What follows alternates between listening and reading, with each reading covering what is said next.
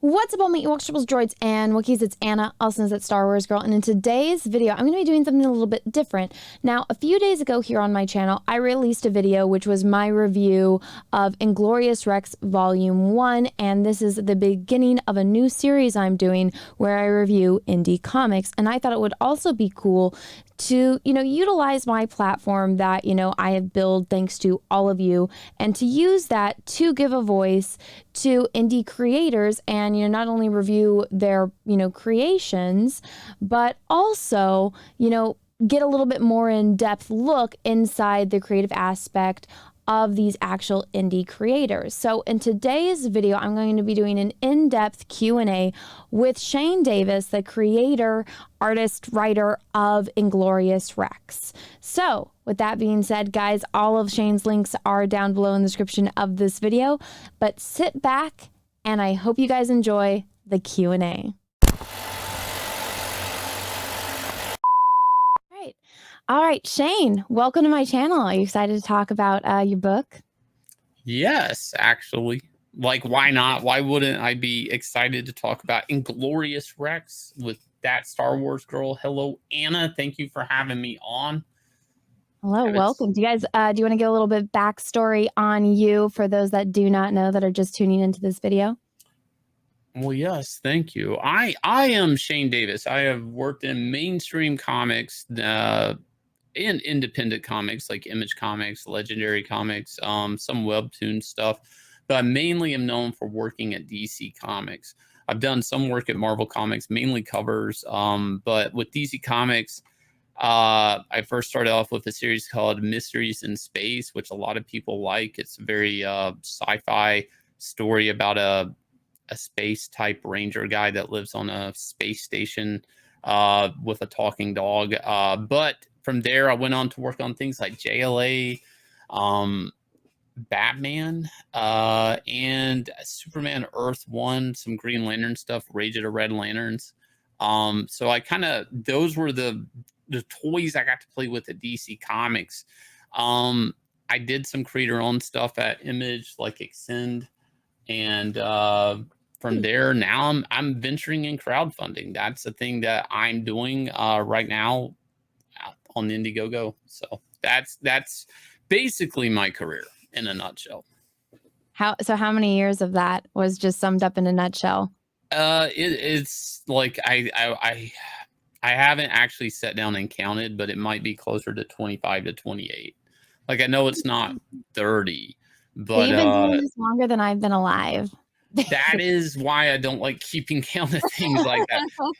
It's weird. It's weird too, because I've probably seen, like, I kind of came in at a weird time in comics where I saw a lot of comics change, like in weird ways, like people going from hand lettering to computer lettering, computer coloring becoming a big thing, collected editions and original graphic novels becoming a big thing. So, like, when before it was just monthly comics, and if you missed them, you'd have to buy them on the aftermarket. So I've seen a lot of changes in the American comic book industry in my career, whereas like people before me that they just had this one system, and people after me, they're the one system, single issues and then trades. So it's interesting when I look back at that time in comics, because I mean, I do a lot of videos on my channel about the comic industry, but like the comic industry still today is going through like a lot of changes with the corporate ownership and basically all the media stuff. And it's just it's interesting in a weird way. If you look back at comic history, there's a book I tell a lot of people about. It's called The History of Marvel Comics. It's a prose book, but it's no pictures or anything like that. But it basically documents a lot of stories of like Jack Kirby, Stan Lee, John Buscema, and a lot of the history of Marvel Comics and the way that they were setting themselves up for Hollywood way before Hollywood was even possible. So, did you take inspiration from that for like these books that you worked on? Like on your own, not well, for the companies. I'm it's weird because I had left mainstream comics at DC a long time ago to work for Hollywood in some comics. because I had better rights. Like, meaning if a book I did with Legendary was made into anything, then I would be paid for that movie, hypothetically. Mm. But then what I found out is they were just pulling stuff from my comic and putting in movies they were producing. Yeah, I think the same thing happened, I don't quote me on this, but with, Bill Willingham because, with when I saw, oh gosh, now I'm gonna, of course, blank on the name of that show, Once Upon a Time, where it's Right. all the Fable characters, but they're set in, Yeah. like, our world. I'm like, "That's the plot of Fables, but it's a really bad knockoff of Fables," and so they just took, because 'cause they're like, "Oh, well, these are open IPs that anyone can use, so we're just basically gonna take your idea and change it enough to we can have your idea." Is that kinda what happened with you, Yeah. and is Well, that why you transitioned from mainstream to hypothetically, independent? for legal reasons, Hypothetically. in a parallel universe, there's a book I maybe did for a company, and then maybe a lot of the ideas in that book got pulled for the Kong Skull Island movie. Oh, Brie Larson's masterpiece. Right. Actually, I kind of hypothetically developed maybe her character in that movie and a lot of other characters in another book. And that's why you go independent, huh? That way you can Well, be so, like, that's the thing, right? Is like, and from working for them, I went and did my own book at Image Comics called Extend, and oddly enough, I'm going to be recoloring, re-inking this, and releasing this later this year. But it was a creator-owned book that I did in the direct market, and the direct market's so broke that, and broken in a way, not broke cash wise, it's that too, but it's so broken in a way it's really impossible for an independent comic to actually stand out because of the Mm, glut of Marvel and DC, and just the way the monopoly is of basically forcing retailers to qualify and overorder books they can't sell just to get one variant cover or one variant cover of yeah. Deadpool to sell, that it makes it really hard for retailers to even order independent books, even though they probably should invest more in independent books. So, like, Extend was well received, and but it did well for an Image book, but it honestly was being drowned out by like a lot of things. So, that's when I really was like, I want to make my own comics. I don't want to Mm, worry about like stuff I do at DC or Marvel being pulled for movies and me getting some credit to no credit, or getting some money or no money at all. Like, I got paid for like the Man of Steel movie, but I got mm. no credit. Like, no thank Henry you, no gave you nothing. credit. He Huh? did. Henry gave you credit. You Henry got a did. quote Henry from did, Henry and but everything. Snyder didn't, and that really bothered me. Like, Mm, it's so not the fact of giving me credit, not like my ego, but it was like I remember like like my family going to the theater to watch that movie, and um, them being, I mean, it's things like that that a was lot your of the name in the credits? no, I they wouldn't even What? do that, but they paid me. Yeah, and You drew the book that the movie's based on, and they didn't put your name yeah, in the I know credits? the premiere, the name of that movie was actually on the back of the book. That's where they premiered the name of the new Superman movie, The Man of Steel. It was so weird to explain that to my family. Oh, Like, yeah, that wasn't there. I had people within the industry telling me that my stuff was in it.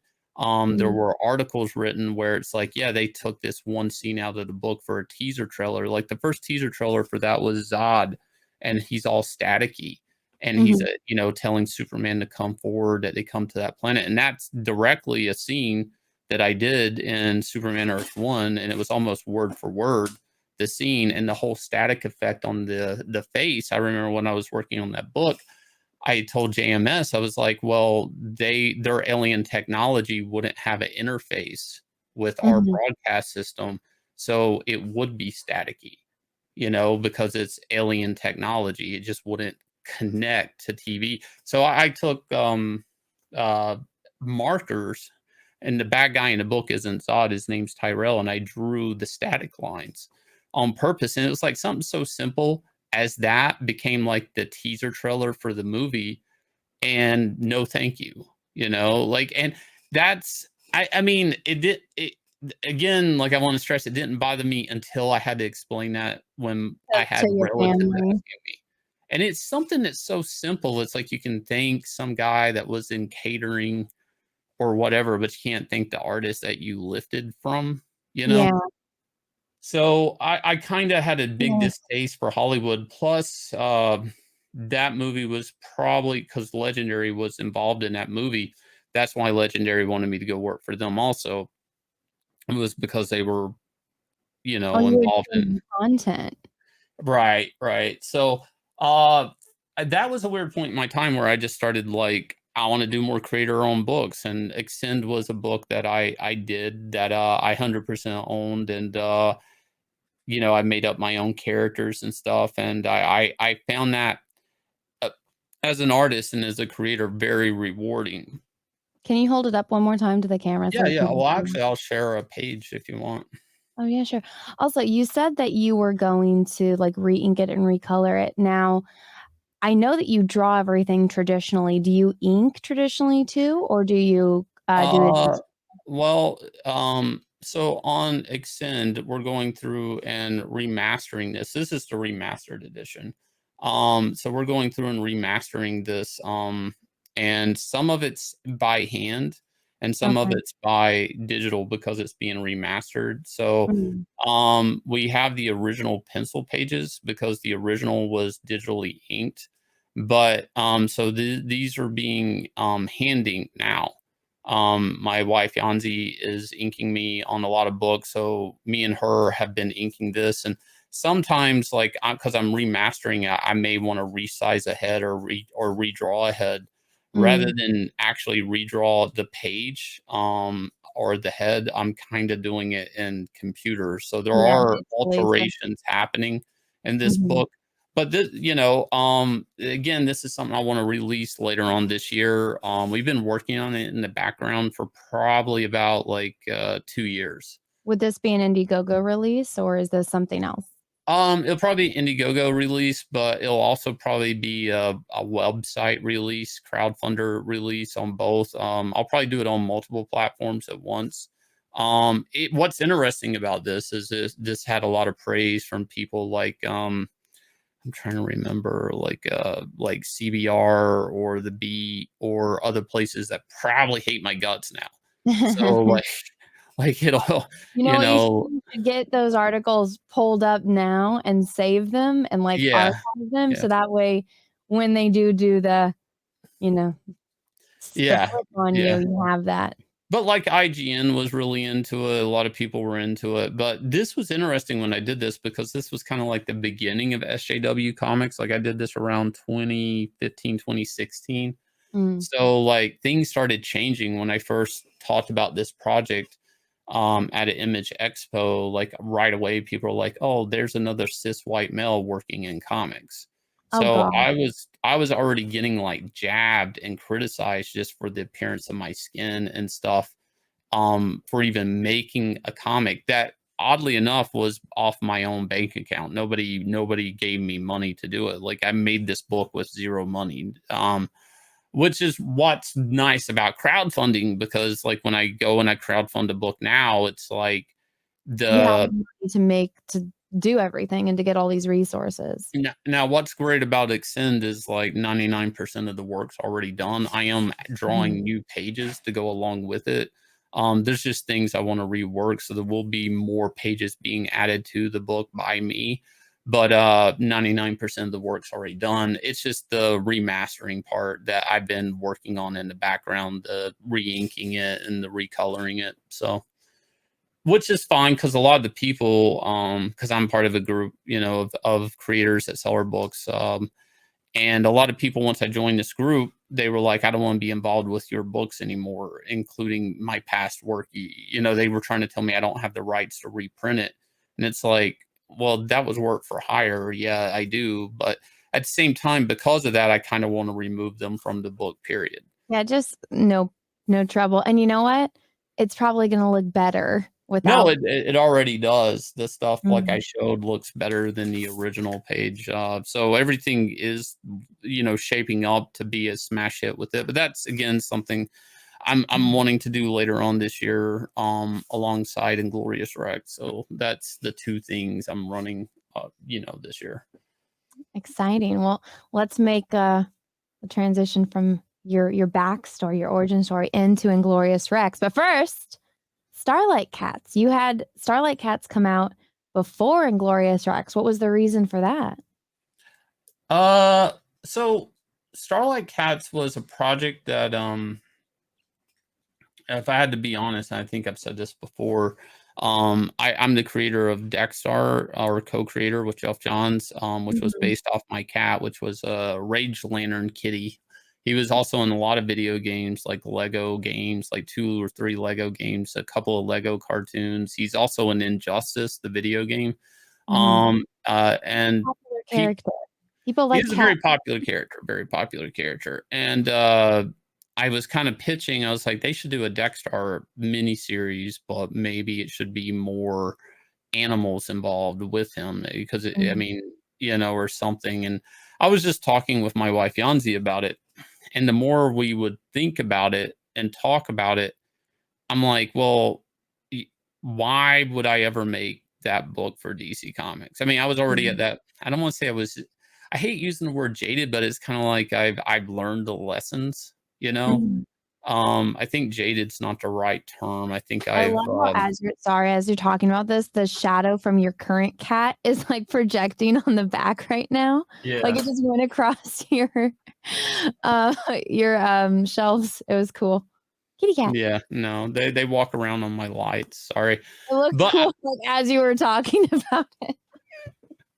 yeah, this is one of the Amish cats, so Oh, But anyways, we basically just wanted to make like a book that would be all ages, meaning like anybody could read it, but all mm, ages now today in comics mean it looks drawn a certain way.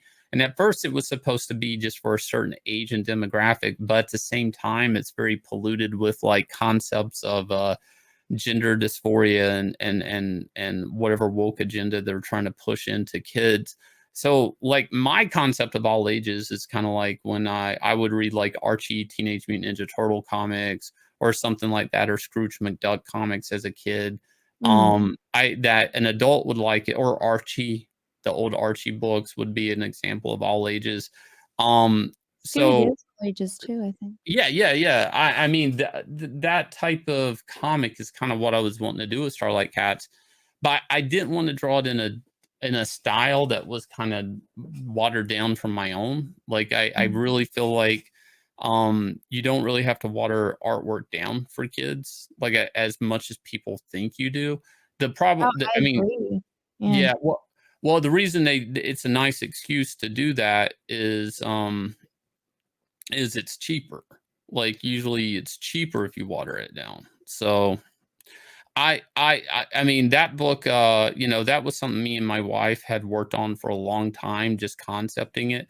And the Mm. more I built the story out of it, and I kind of like this idea of like the main character Rebecca being a little girl getting kind of swept into this kind of like Alice in Wonderland type space adventure.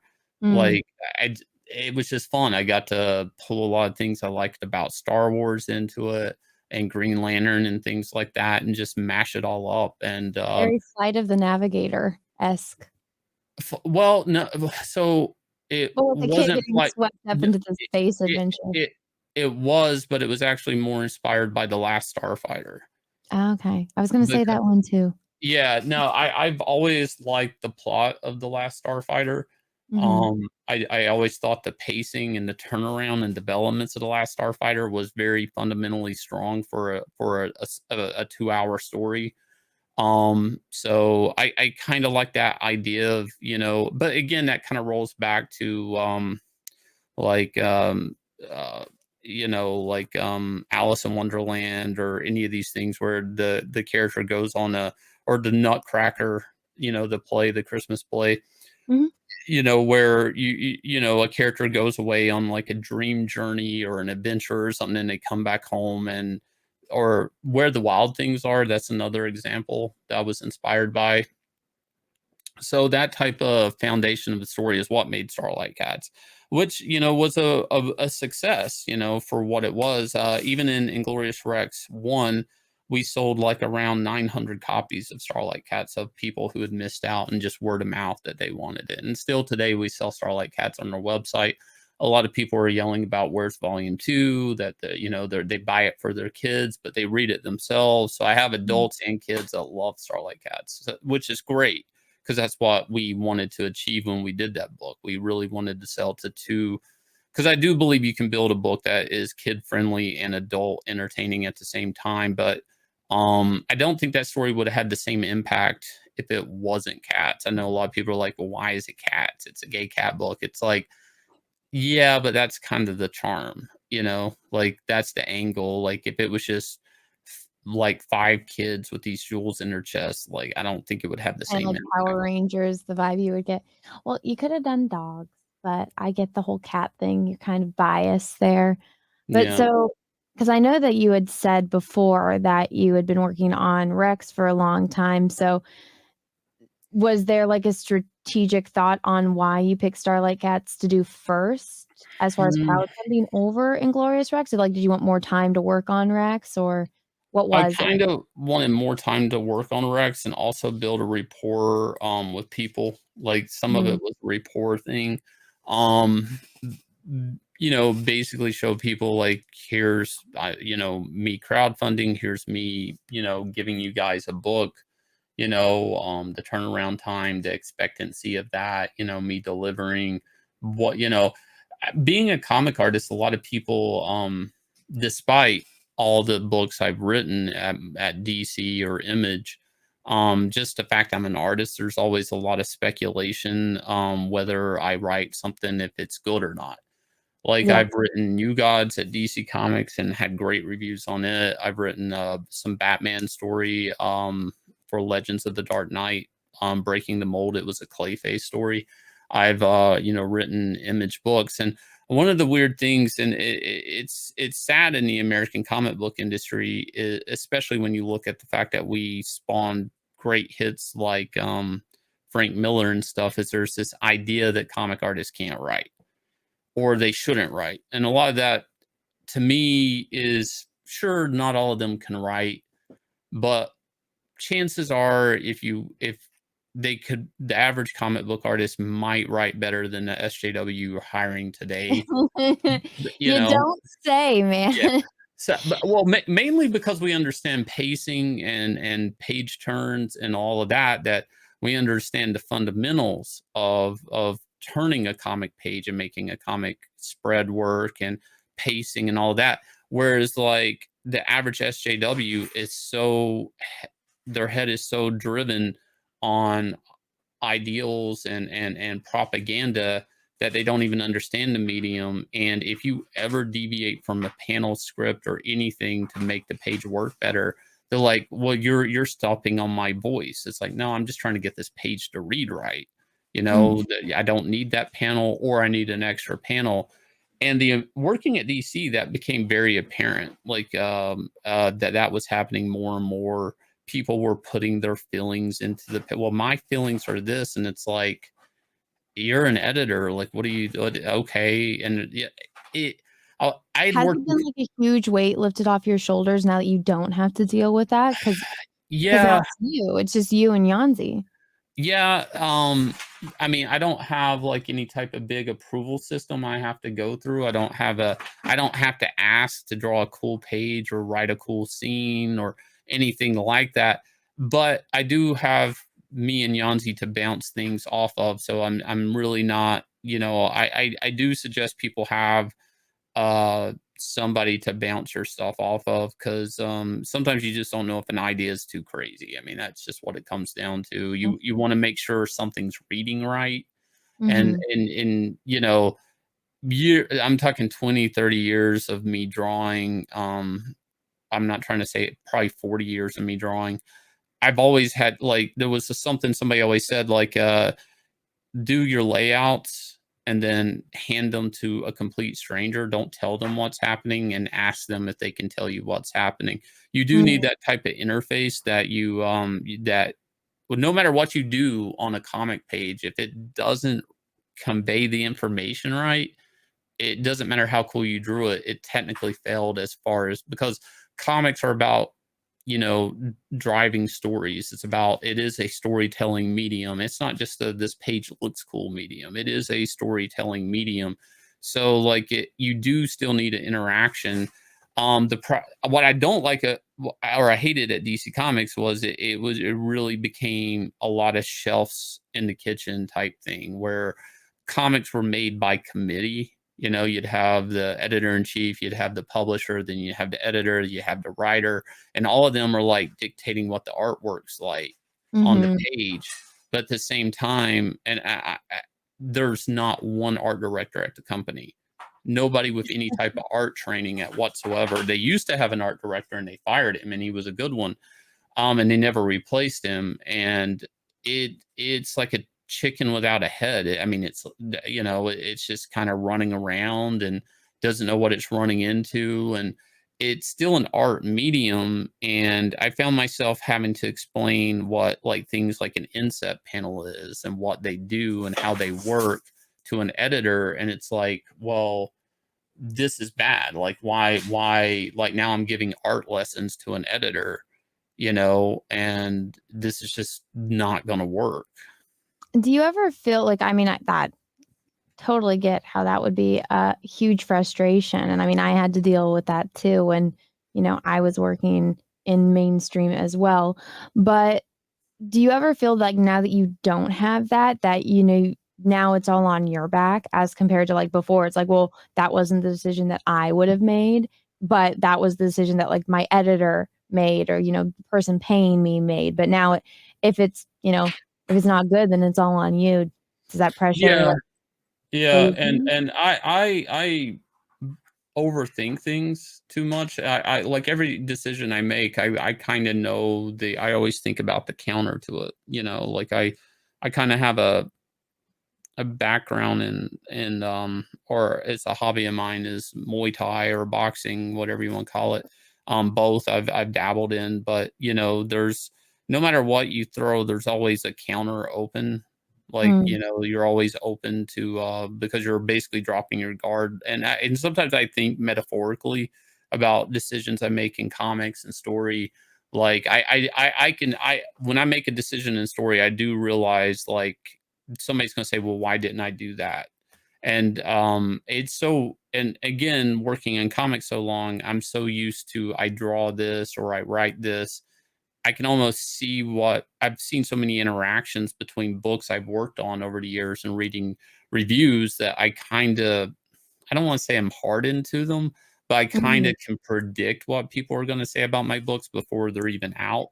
Let me Um, ask then, if you whatever of my review of your book that you watched, did you anticipate what I was gonna ask or what I was gonna Yeah, say? yeah. I mean, I laid Really? that story out. I did. Yeah, but I kind of we can get into that into questions, but I kind of expected a lot of people to ask those questions, and there's a lot of things in Which the ones? story that That which I know ones? touch on them.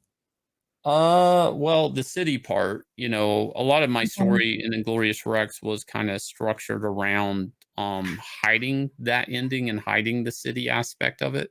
Mm, Because I there was two, if we're talking about that, there was two ways I could have done that. And one would have been obviously I could have been like, let me explain there's a post-apocalyptic event that happened, and now what's left of humanity is up under this dome city, and there's toxins outside, and the creatures outside are called they refer to as the vile, and they kill every living thing, and at the same time they emit like a toxin in the air that kills, like that's their waste. It's actually making the outside unbreathable as they eat and destroy everything. And they're a cleansing mechanism that they came out from the earth's crust. Now I could have said that at the beginning, but I chose that I wanted to focus on Alex. yeah. And I know like things like Dune and Star Wars, they traditionally do put that information up front, you know? Well, Star Uh, Wars, not necessarily. Star Wars, you just kinda get thrown into it, yeah, where but there's that paragraph, you know, you have to yeah, read. yeah, I'll give you that one, but, I mean, it doesn't explain to you, I Blade guess, Runner is another rules. example. Blade Well, Blade Runner would do Runner was that. based on a book, so if you read the book, then you kinda knew about the android aspect of it, Right. but, I mean, personally, like, I'm a little bit more biased to character-driven stories as compared to, like, big meta things, Right. so, I mean, I noticed that when I was, reading your book, but then at the same time, it's like, "Well, what about this, this, and this?" Like, I said in my review, like, "Where the hell are they getting these cows from if the outside's all toxic?" Yeah.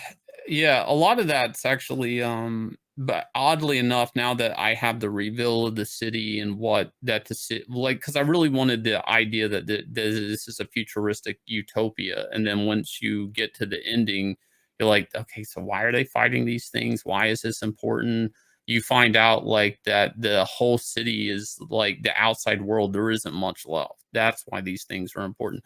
So you would ask me a question, like, or it came up in your review about the cows, right? Like, where's food being grown and stuff. So, simply, it like put is Ark City.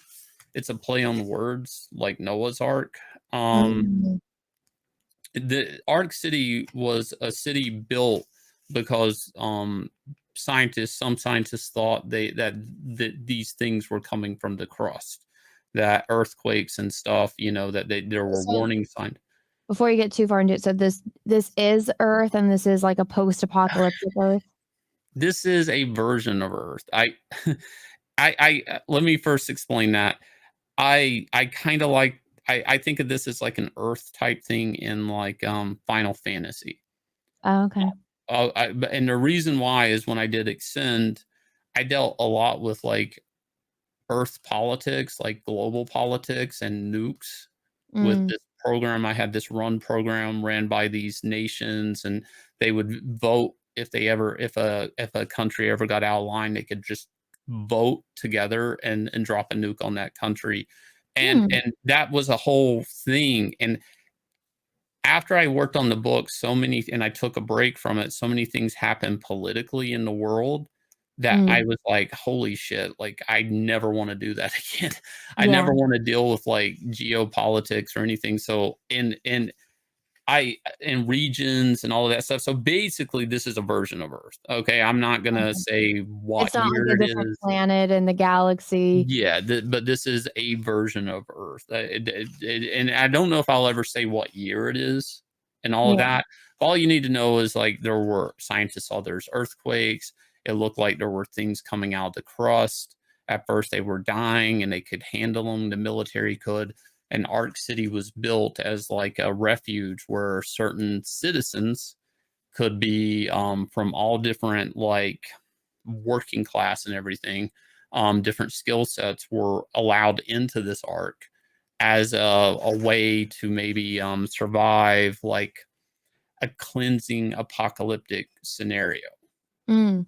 The very, oh my gosh, I'm, like, Bond villain level, like, here's all the last people on Earth, like, Moonraker kinda thing. Yeah, You guys are yeah, allowed in the yeah. dome. I know, and like the question of Cal and stuff is like Arc City actually goes up under the crust, right? So Yeah, there's more to this than what you see.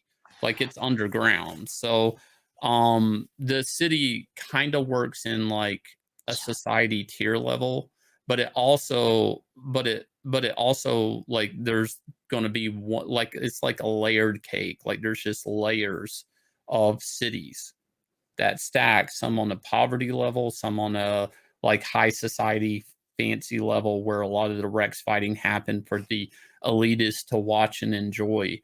And if you'll notice, Little T's like a really big player in this city because he manipulate. He'll make a lot of references to the morale of the city.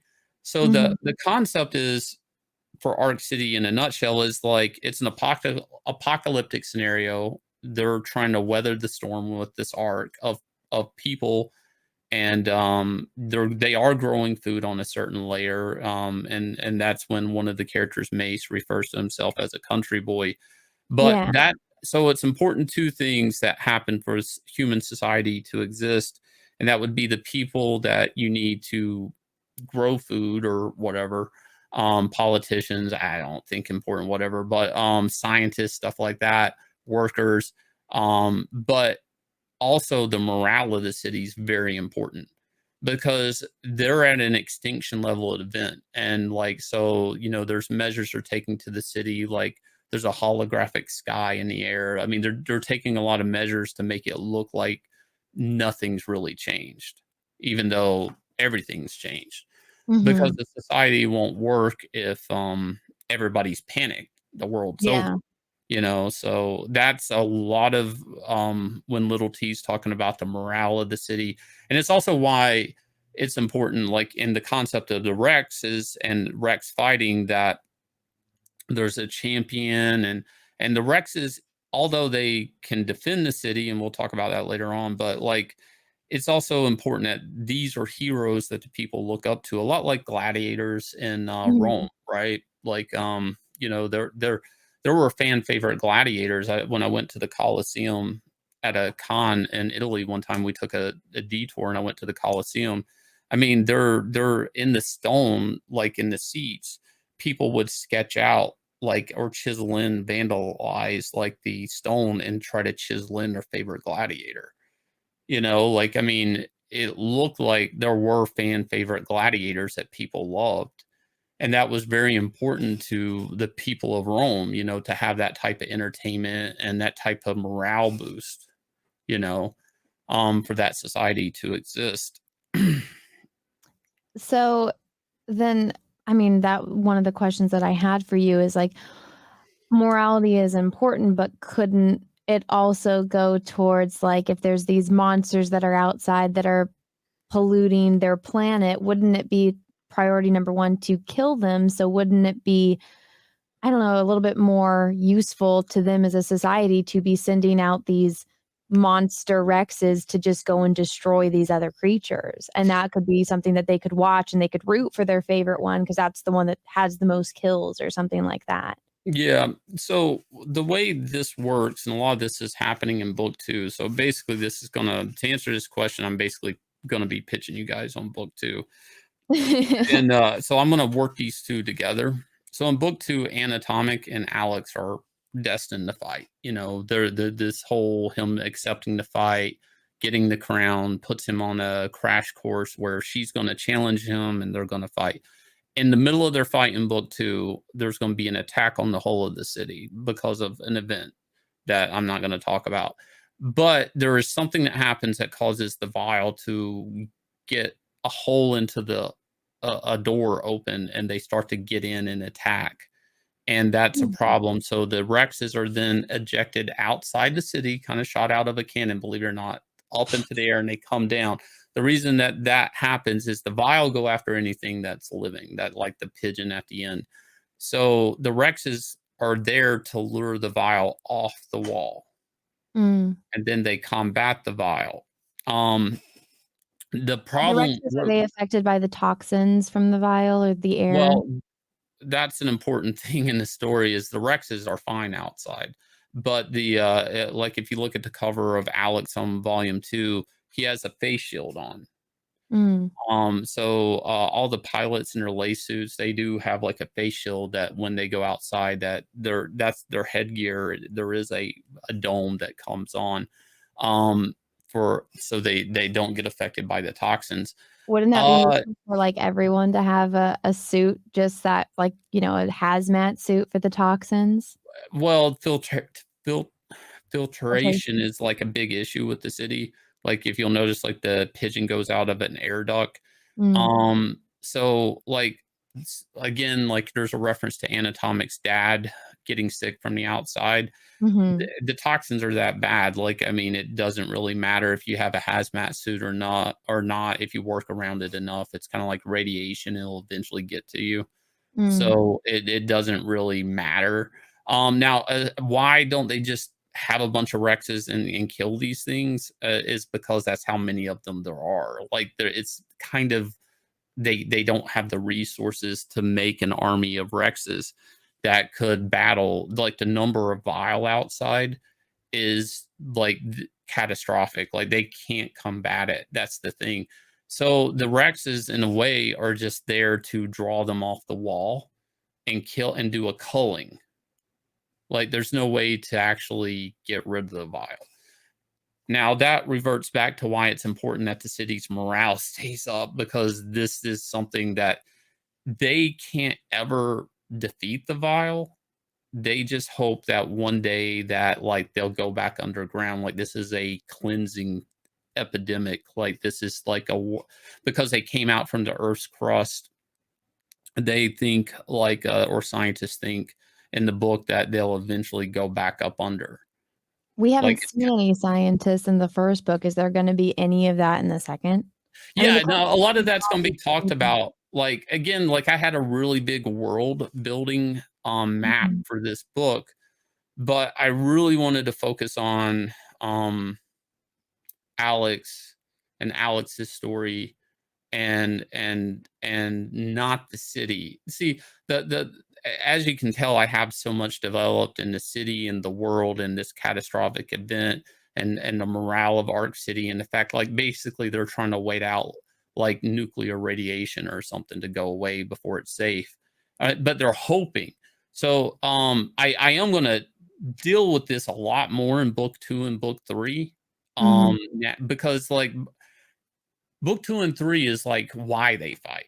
Like that you see why what it meant to be a Rex fighter, but that's also why it's important to be a Rex fighter is you were literally fighting to protect the city. There's really nothing for this world and for Arc City, there's no greater honor than being able to fight and protect what's left of humanity, you know? Wouldn't it be, I don't know, kind of counterproductive because we see 2 Rexes die in this book.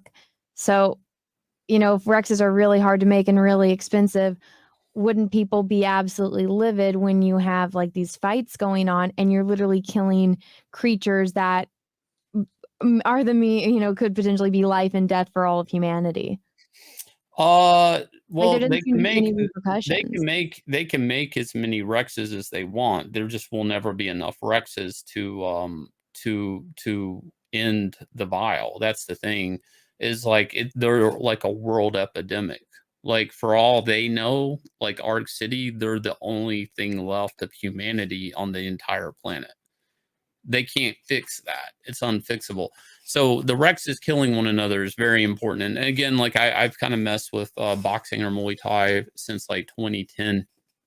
Um, so when a lot of the fighting that the Rexes do is to keep them in some type of performance physique. So they can physically fight, so they don't just grow fat or they have muscle atrophied or whatever. Mhm. But I get what you're saying about them killing one another, but they can just make another Rex. I mean, they just But they clone said it Rexes. in the book how, like, it's so expensive to make another Rex. It is, but it's once you're For awarded. somebody to have their own. Well, look, all right. So it's like you have to get Rex status from like Little T. Mm. That's the the fight promoter and Rex clone engineer, right? I'm guessing that I mean, this could just be me assuming, but is it so that way some, like, random person that's not gonna use the Rex doesn't get one? So it's that kind of There's no well, it's a waste of resources if somebody who gets a Rex doesn't know how to fight.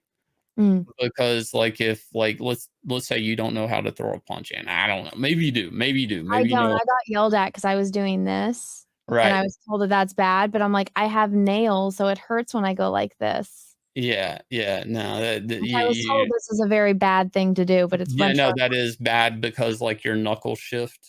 Like just it's bad. That's the incorrect way to ball a fist. Anyways, so let's pretend I give you Rex status and you don't know how to throw a punch or ball a fist.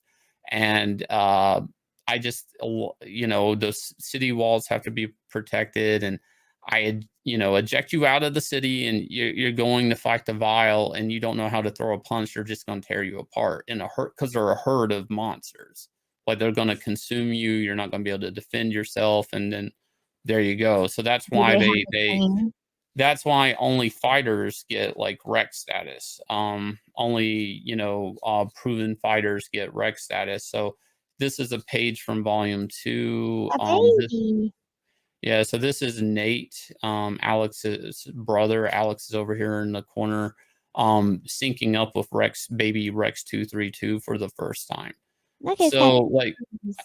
at this point, like Nate's been like proven a fighter, so he's been granted Rex status, and that's when they'll actually, genetically take his DNA and build a Rex. And at some point in time in the fetus stage, they have to actually he has to put on a lay suit and link his neural system up, because if it doesn't take, the pilot could end up it's risky. He could end up paralyzed.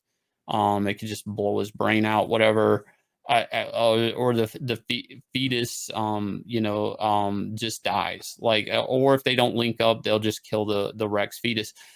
So the thing about building Rexes is having people that can control them and having people that know how to fight. And that now getting Rex award status is a big issue, because you have to be granted it. It's not like everybody can go jump into the UFC. You have to be welcomed into the UFC. It's kind of like Right. a system like that. But yeah, I mean that's just the fun stuff of it. Then where I was mixing in the fighting stuff, because in this world I really didn't think like large ammunitions would actually work like as well, like the resources behind like giant robots and stuff. It just Mm. wouldn't work on an apocalyptic level with minimal resources like that. So I was like, well, life is cheap. They would clone. They would make monsters if they could. They would, Well, that's fight another these thing, things. because you said before when I had you on to talk about this Inglorious Rex, not the second one, but you said that they can't breed, so they all have to Right. be cloned. So isn't that again like kind of counterproductive? Like, wouldn't you just want it to occur like natural? Like, I understand that you would be able to plug them into a human without that DNA aspect of it. But I mean, if they had all these Rexes and they just had the Rexes spawn and then have those spawn go out and kill all of the bad guys on the outside, I mean, that could I mean, they'd be getting rid of one problem, getting another one, but at least the other problem wouldn't have toxins secreting into the atmosphere. The problem is the interface with the pilot. So like, I'm gonna make a example up. Like, let's say if I was like, they're like, hey, we just need a worker Rex to kind of build buildings for us. Mhm. And they're like, can you just plug into this Rex? Like my movement skills and stuff wouldn't, like I would have to really concentrate to move my right hand to get the Rex to move its right hand. Whereas like if the Rex was built off of my DNA, and I was trying to lift a giant block, I would just, the mental impulse of that motor skill and doing it would happen really quick, because our neural systems are Right. they yeah. But why So wouldn't they make them so that way they could spawn and then it because then they would they could just spawn and release there them would into be no the pilot. There would be no pilot that's linked to well, them. then you could just release them into the wilderness and maybe they'll take care of the bug problem you have. Well, okay, so Kinda like barn cats. Oh, it's like I had a litter of kittens, but I only want one inside cat. We'll leave the yeah. kittens in the barn and they'll take care of the mice kinda thing? I'm trying not to talk about a specific plot point of the book, but We can move no, no, no, on. no, no, no, no. No, it's a good question. And the answer to that is there's a reason the Rexes don't look like they're pilots. And I'll leave it at that. But the Rexes are kind of docile. They're built to be docile for a reason. They're very, I don't know, kind of like a puppy dog or something. Their aggression is very low without a human plugged into them. And the reason why is there's a fear that if the Rexes went rogue, or if one went rogue inside the city, if it tore a hole in the wall, then everybody would die. So the Rexes are actually sort of feared in a way. That's why they fight in an arena, and why they're very non-aggressive without a human pilot plugged into them. And But I talk about that in the Rex book. was still aggressive when him and Alex lost connection. Well, not even just him, but when Rune got knocked out, with Rune, when he knocks Rune out in that last fight, and he knocks Gunn, the pilot, out of him, that Rex just hits the ground and he's just grumbling. Like, not because he was so much hurt, but also because without a pilot, there's no aggression. But with 232, that's not the case. And that's actually a big he plot just rips point. his damn head off. Yeah, well, that's the thing is there's something wrong with 232 when Alex plugged in. And because 232 is based off of his late brother's DNA and stuff that I hint at in the book, you know, with him talking, saying the word epic, and that there's a flashback memory. The situation is with Nate in 232 is he was killed because Rune like got to his back or took an angle and basically punched the cockpit. Okay. When Nate died, Nate was still plugged into 232. His neural system, he died plugged in. Like they were both connected on the ground. Like when Nate took his last breath. And what I'm going to deal with in the book, and I've said this now on stream that people have read the book, is there's a point in the book where Alex gets knocked out, or 232 gets knocked out, and there's a flashback of him and his late brother Nate, and it's an important scene to the book where he gives him a motivational Nate's speech. Consciousness still exists within 232. So, well, that's the question. I'm not going to just up and say it, but we're going to explore this in issue 2 and 3. There's no other way he could talk or keep fighting without a human plugged in. Okay, so the question is, there is this scene, right? Specific scene with two characters, and it's a memory, but the question is whose memory is it? Is it Alex's or is it Nate's? Like, so, you know, that's... Sneaky Shane. What? Sneaky. Well, that's the thing. Like, so, like 232 acting on his own, being aggressive without a pilot plugged in. That's a big problem to Arc City. A Rex is supposed to be like very dumbed down and very passive without a pilot. And the minute they unconnect, that, you know, it's like pulling a plug on the TV. Again, like, why not just build a lot of Rexes to just throw out in the city? They may not even fight the Vile, or they have, and they just get ripped apart because they don't know how to fight. The problem with just having Rexes in general that you would build and throw out there is, do they know how to fight? Will they fight? Will they just start tearing holes in the city? That's why you have to have a pilot. And, that's the same kind of thing with having a pet. It's like you want to get some barn cats or like some dogs to protect your property, and they're gonna like bite your walls and dig holes underneath the fences. But I mean, when you have barn cats versus no barn cats, the difference in how much mice you'll have will be very apparent. But releasing a Rex that knows how to fight, how to move, how to make conscious and tactical decisions is really important. Like, rather than just having a cat that would only eat when it's hungry. Yeah, but I mean, when you say that there's this problem of these bug monster creatures that you'll never know how many they are, it's like, well, either they're, you know, spawning like rabbits, or there's some kind of like vile queen thing like ants out there. Yeah, and that now we're going into a lot of plot points. I know. I try to do this, but it's like, I mean, in my mind, it's like, well, if you have a farm, you should have at least a couple cats, right? And just like release them out there. So I just think it would be a flaw in the design to not have Rexes be able to spawn. And then regardless on if they can plug into one another, you know, just have that to at least kind of deal with the problem. and maybe And have some kind of force field around the city and have like that protective layer. So even if the vile things do get in, they have to go through hungry Rexes to get there, you know? well, and I'll answer this the best I can, giving the book I'm on. But there's Mhm. actually, again, a question of why the Rexes don't look like the humans, and nobody really puts two and two together on that yet, which that's one of the things I'm surprised about.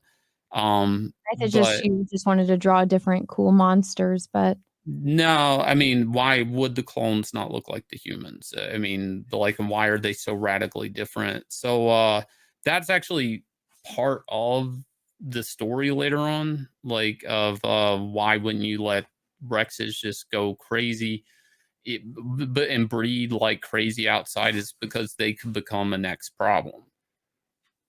but Like, at least they're not polluting the air and you kind of know at least a little bit how to control but them and they could hypothetically start attacking the city too, and then the toxins that are outside are just going to come in. Like, they don't know how many years the toxins are going to be there. They don't know how it long or how sounds bad like it is. these city scientists should be spending more time on cleaning the air and killing bugs than fighting, but I that I would be a completely different book.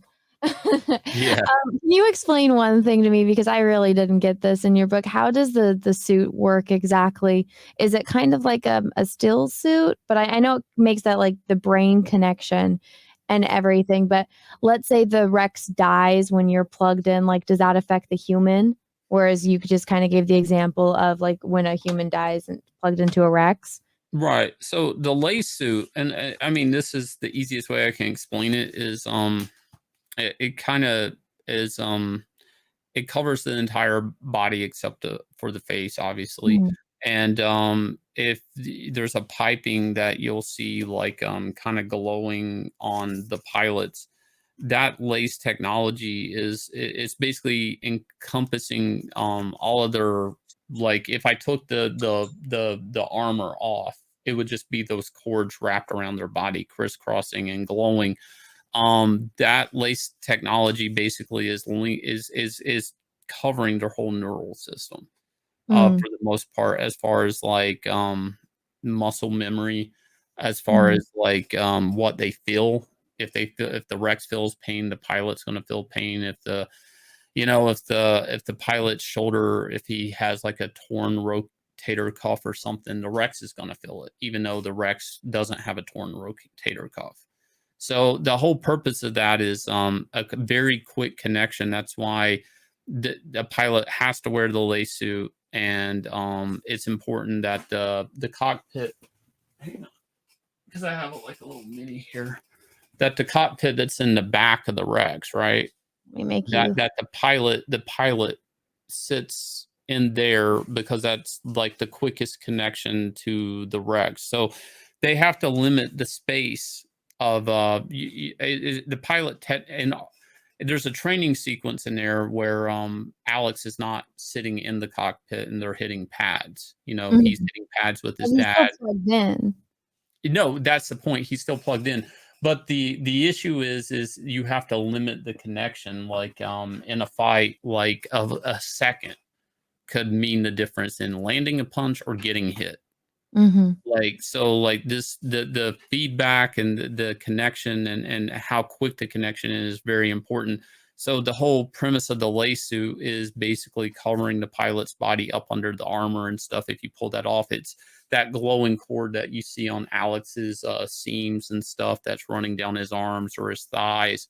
If you pull all that armor off, that is like kind of like a weird type of bandage slash coating on his body that's just connecting any muscle memory. If he thinks throw a right cross, it's all the Rex is already throwing it.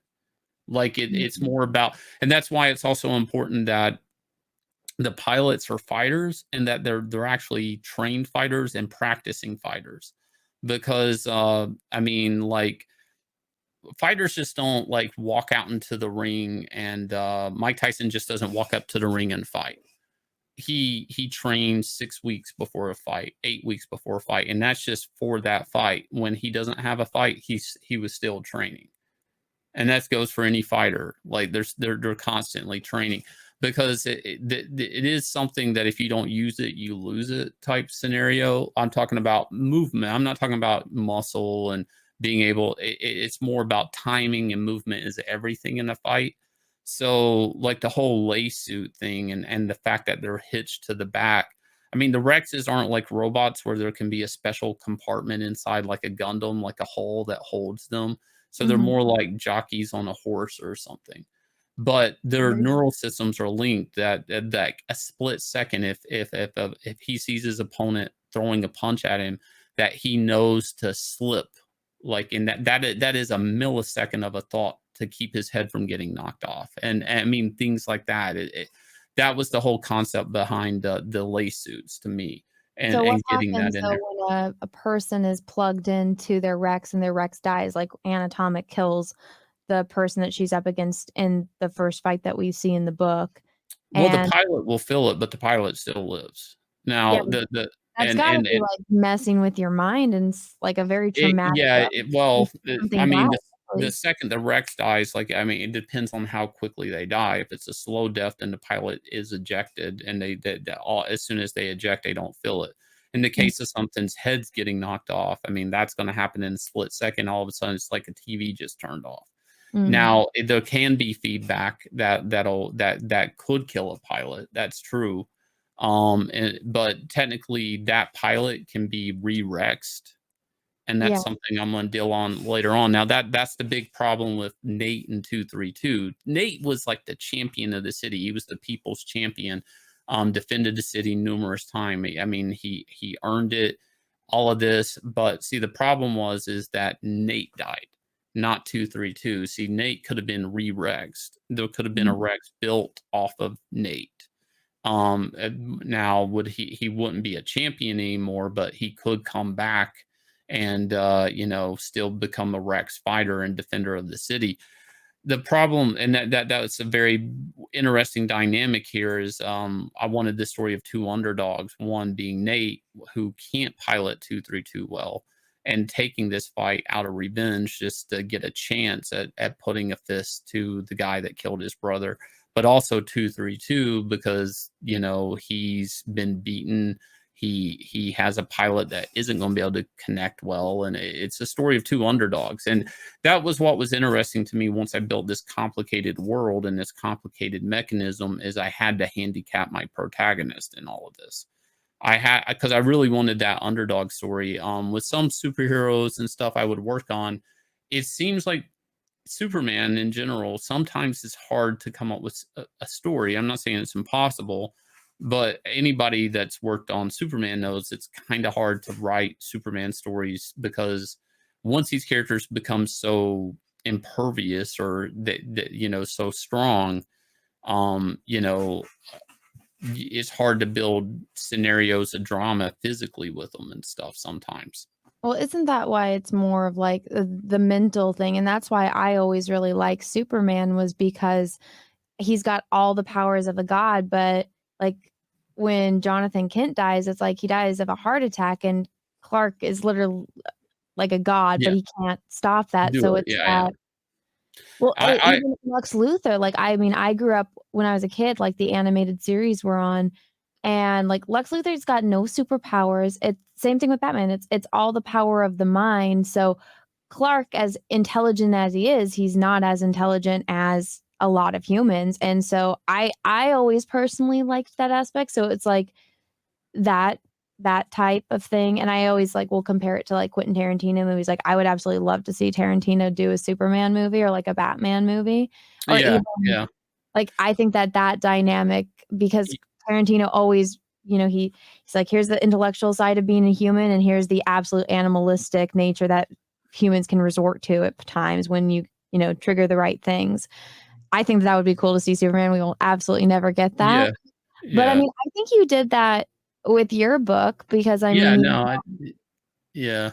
It's weird, the Superman stuff. I mean, that's just an example, but a better example of it used to be done well is you would have like Spider-Man, he'd be swinging around the city, and and he's maybe just good. he's running out of web cartridges, so now there's a problem with his superpowers. or there's a limit, or maybe his web shooter got crushed and he's falling, or Mary I Jane's don't think your falling, and cat what's he likes gonna do? Spider-Man. Yeah. Like, nope, change the subject. Okay, you know what? And this, I always get a lot of heat for this. I've never been like a big Spider-Man fan. It's always been Superman and Batman for me. I don't know. Yeah. I don't like stories that typically I don't like them that come from the perspective of a child. Even when I was a child, I like, already adults that are already doing adult things, not like a teenager. Cause I'm like, I'm living this shit right now. What do I got to look forward to in the future? But to bring it back from Superman to, your book, I mean, your character has got a lot of freaking problems, like in and of itself. And that was one thing that I had seen criticisms of, that like, oh, he's not like, the Boy Scout kind of like, Clark Kent would be. And I'm like, well, I mean, it's kind of already drawn that way. And it's like, if you don't know how to like look at visual storytelling or see the way that people interact with one another. But was that something that was like hard for you to write, like a character that he's the protagonist of the story, but he's not exactly, the happiest guy. He's pretty angry. Yeah, I mean, he's pretty angry, but like one of the things, like when I was developing this character, is I was more of a situation that he would be in. Like Mhm. of course I took inspiration from things like Godzilla and maybe Evangelion, but also like Rocky. And I'm really big into boxing, so I've listened to like a lot of sports documentaries like on Mike Tyson and stuff. And I mean, it's interesting.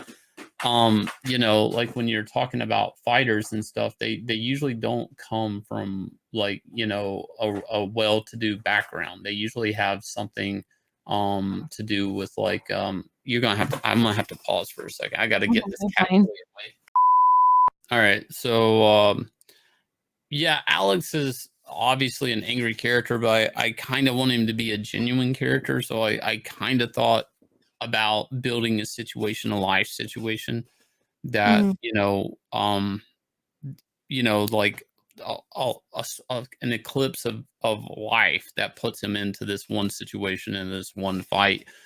And to me, that was more of a real character than if I just had a character that is like, hey, I just want to have you know s- fight for the city, and I just want to be a Rex pilot just Well, you because. kind of did that in the supplemental with, is his name Mace? Was that the character's Yeah, name? Mace. Yeah. Yeah. I did that with the character, and again, like I really wanted motivations for the characters to come from different angles. Like anatomics, motivation is a little bit different. Like she started off fighting in basically the street to get money for her dad's medicine, and she didn't really make enough money and get enough medicine, and her dad dies, and then in the end, fighting's the only thing she's got left, and that's why she's a Rex pilot. Can I ask, how old are they in this book? Because they seemed like teenagers in the supplemental. Yeah, they're teens in the supplemental. And if you notice, Nate's kind of older, and like the page I Yeah, he's just the showed older you. brother. Yeah, in the page I just showed you, they're around the same age. There's a time period that I have mapped out where basically, because I have like basically a Bible for all of this. Even going back to Nate and Alex's mom, because that'll become a thing in the later issues. Uh, so the timeline is once Nate dies, like Alex and Anatomic, they're dating, of course, but like Alex's dad makes him make a vow, a promise not to ever be a Rex pilot, Which totally and breaks. yeah, and from there he just dates Anatomic, and she then goes on to become a Rex In pilot. this book, 'cause I think like, yeah, she just, I mean, good for her going. She like just runs up and kisses him, and she's like, "You're my boyfriend now." Yeah. So Well, they've been dating since they were teenagers, but yeah, yeah. are they like in their 20s, 30s? Because I mean, they're obviously Yes, aged up yeah, no, from. they're like in their 20s. They're like in their 20s. So like, it's X amount of time since Nate had Yeah. passed, and she's prospered as a fighter because and can't do anything but just be a normal fighter. Like he's not allowed, at least between him and his dad, to become a Rex pilot. Like his dad won't train him. And Little T's never granted him Rex permission or to be Rexed. You can't. It's not just about money. Like they have to say, yeah, you can be a Rex fighter. So like now, as you'll find out in Volume 1, there's a reason for that because they want to use Rex 232 and Nate piloting it as a way to get Rune, looked at as the real champion because of the controversial blow to Nate's cockpit. A lot of that I didn't want to cover in the book because I felt like it took away from Alex. Like I really just wanted to focus on that shadow and was that fight lost because of Nate, or did Rune cheat? Like I always wanted that in there, and I wanted that to be going back to the character. I wanted that to be this cloud that Alex has had to live through, like that mystery, like that's altered. Like his family went from being protectors of the city and the stone name meaning something to now maybe it's like he lost the fight or he was murdered. Like that type of aura over his family. The controversy of that fight that killed his brother. Like I really thought that was a good driving factor for all the characters, including his dad, Anatomic, their relationship, and Alex. Like I felt like that was a very powerful dynamic for the characters to be motivated off of going forward. So yeah, I mean it was in a lot of American comics, they do that, but like say, again, I'm going to bring up Spider-Man. I know you don't like Spider-Man, but the whole Uncle Ben thing, right?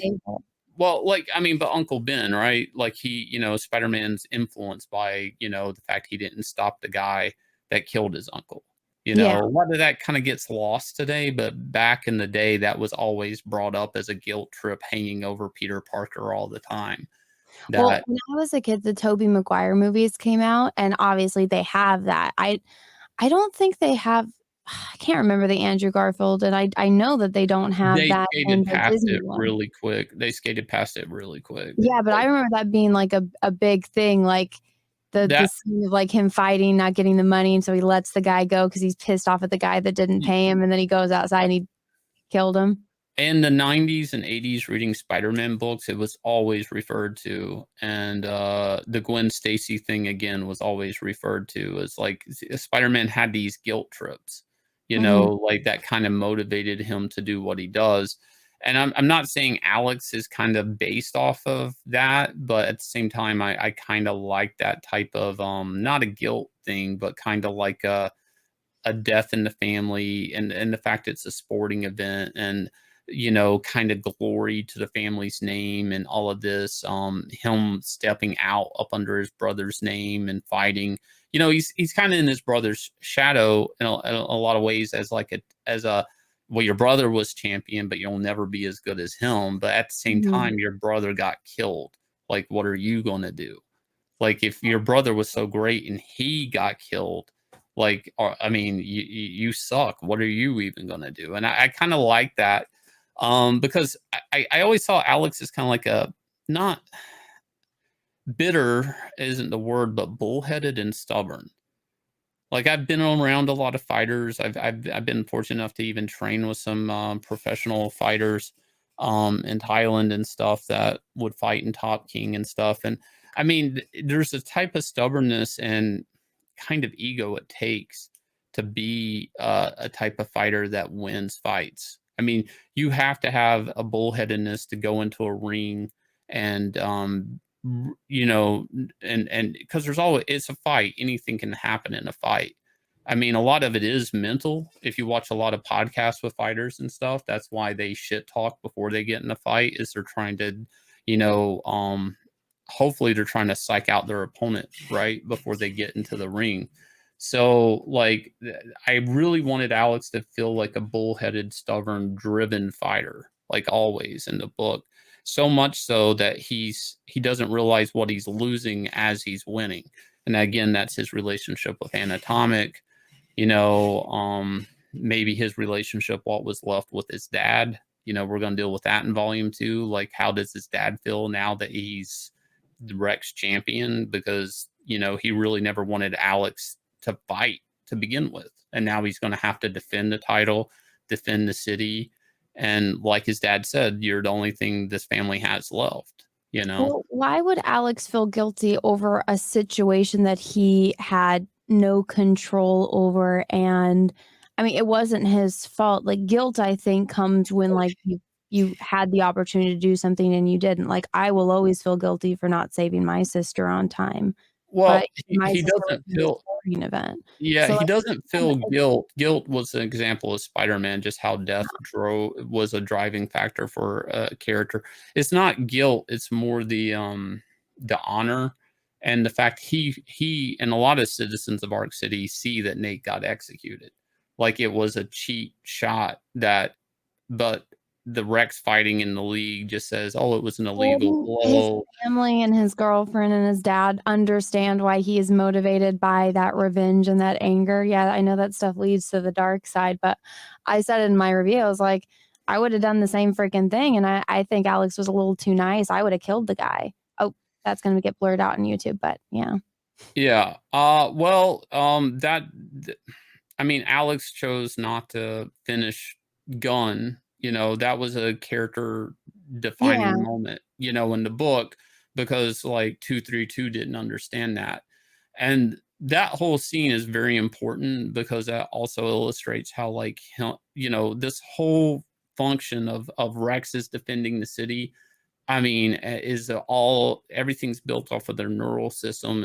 If Alex thinks punch, the Rex is already throwing it like in a millisecond. Mhm. The fact that they're not linking up and they're not agreeing can be a really big detriment to defending the city. Like it means he could end up on the outside wall and maybe 232 starts tearing down the wall.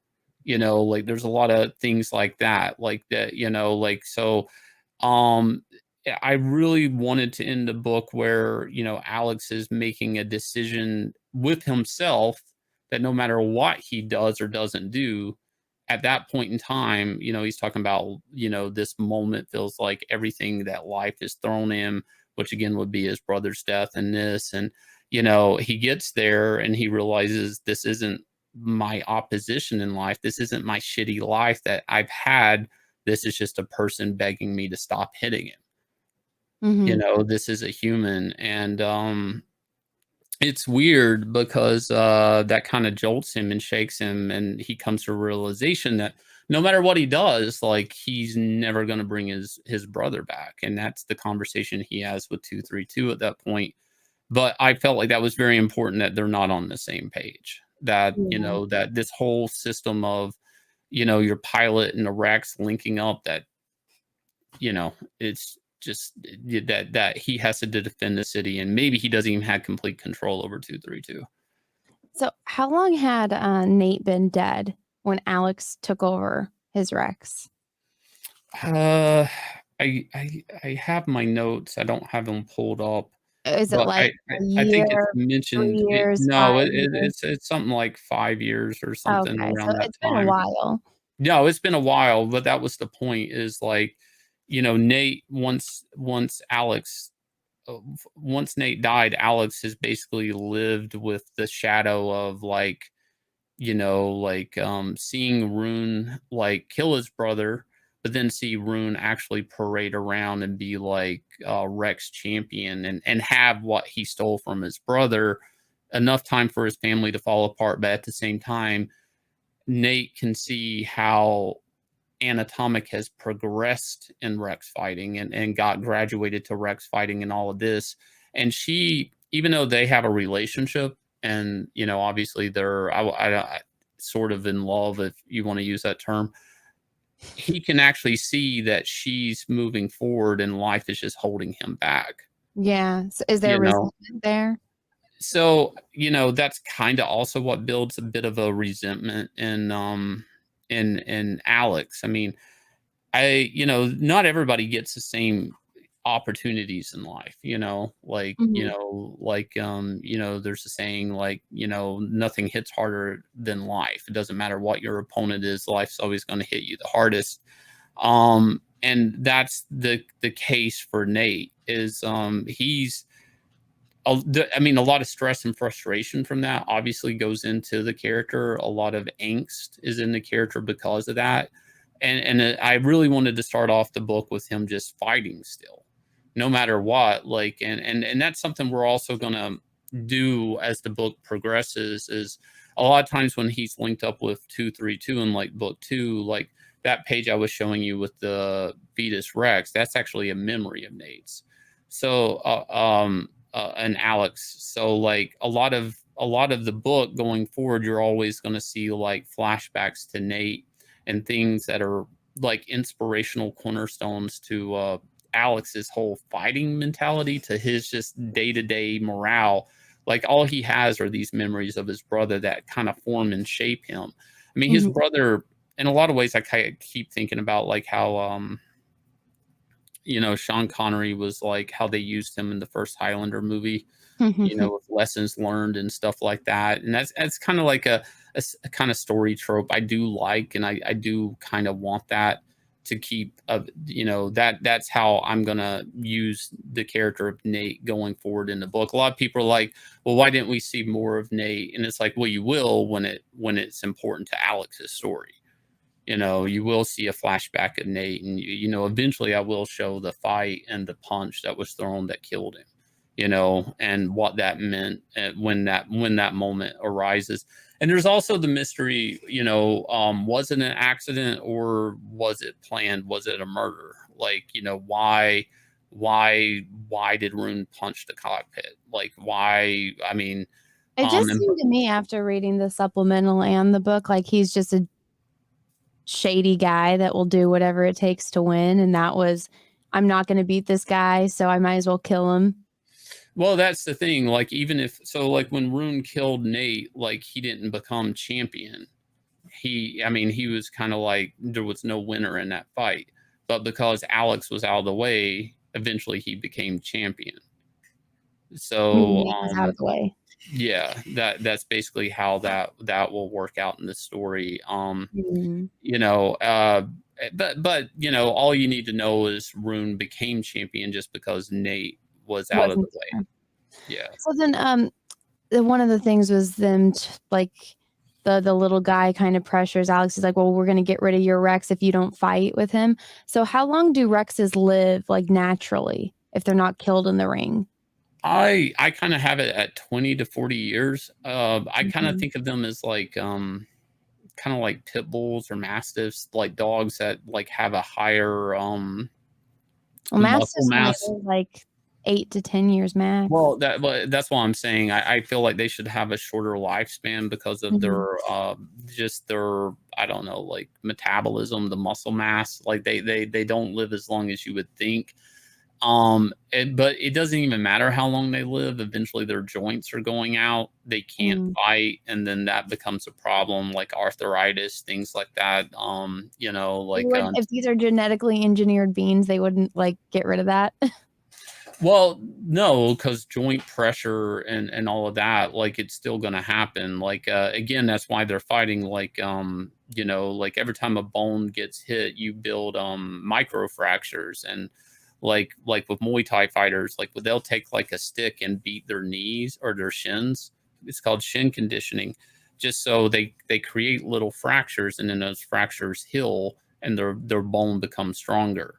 So like certain physicalities, but like with breaking down in joints, like the human, that's not going to heal itself. Joint injuries and stuff like that. Eventually, their knees and things like that will give out. And there's some injuries they can heal from, of course, and there's some that they're not. Wait, Like so this is a futuristic post-apocalyptic city, and their medical technology has not advanced enough to fix joint pains and joint problems? well, they can't even clone people. They Like can't they can clone only people, but they clone can clone Rexes. Rex, they can make suits that will connect you to a giant monster, and they can't figure out how to clone a human. We can clone humans. There's a reason for that, and it's a plot point that I'm not going Do to they need say. the technology? To clone a human? Yeah. No, they can only the Rexes, the human DNA is mixed with something. That's why the Rexes look different. Spoiler alert. I Yes, figured. I've been trying to avoid this question. Well, I promised everyone that I would try to get spoilers out of you, so I think I'm pretty good at it. They can let me know in the comment section once this Yeah. is posted. You had a question about the 5th round also. Like you said. Oh, yeah. So I didn't understand. So from my very limited knowledge of fighting, like it seemed like they build up some kind of kinetic energy and then let me pull it up so everyone that's watching can see this panel. Okay, so it's like big explosion, but I'm like, my question, you're in a fight, but you're not allowed to hit someone in a fight, like, because everyone's like, oh, that was illegal. He wasn't allowed to do that. Oh my God, how terrible. But I'm like, isn't that the point of the fight, to punch the other guy and win? So Yeah, well, what's going on here? Explain it. so in that 5th round, they actually talk about it. It's called the ultra round. So the reason fights have odd number rounds, Anna, is so there's a distinctive winner. Like if you go into a 5-round fight, I could knock you down 2 times in 2 rounds, and you could knock me down 3 times in 3 rounds, and you would be the automatic winner. It's not disputed. So there's always an odd number of rounds. So it can be a 3-round fight, can be a 5-round fight. Usually it's odd number rounds, for the most part. In this last round, now if Alex had not knocked him out or killed him in the previous round, if he makes it all the way to the ultra round is where they unlock the kinetic energy, like you said. But they only are supposed to throw 1 punch. And if you look at the previous page, they locked punches. And at that point, it's just about which Rex can actually do a kinetic strike harder. What Alex does is he cheats by slipping that punch, and he takes another punch to his body. And that was the cheat. And it was very important to me that I actually have him cheat. Because like he basically wanted to fight Gunn. He says he didn't go into the fight to win. He went in to end it. And that's the name of the book, Inglorious Rex. That's the whole thing. Tiny little freaking panel. No, the previous page though, they're throwing 1 punch. I know, but he's like dodging it in this tiny little one. And then he punches him again. Yeah, it's the second punch. He was never. Why would he be allowed to hit twice? Isn't that the I just told you that's the point of the 5th round. If he did not knock him out, okay, so let me explain this again. Rune is evolved, right? Yeah, so he's stronger. He's stronger. So the only way Alex was ever going to win that fight is if he somehow took him out in round 1, 2, 3, and 4. So when he got to the 5th round, he has 1 punch that he can hit, and whoever's stronger is just going to dominate. Okay. Wait, do you have to punch Knuckles, or can you punch them in? No, it was 1 punch. Yeah, it was like 1 punch, like to see who has the stronger, like tug of war. That's the rules of the Rex fight. Now, when they go, when they go outside the city, they can use their kinetic ability whenever they want, but they have to build it back up. So I would cheat too. I don't like this rule. Well, but that the whole point, and that's a bigger issue in book 2, is that's why the city doesn't accept him as being like a lot like Rune. In a weird way, Alex became what he hated, and that was Rune and Gunn. Like he cheated, and that he exactly kind of did what his antagonist did. And in that light, Anatomic is going to challenge him based off the same idea.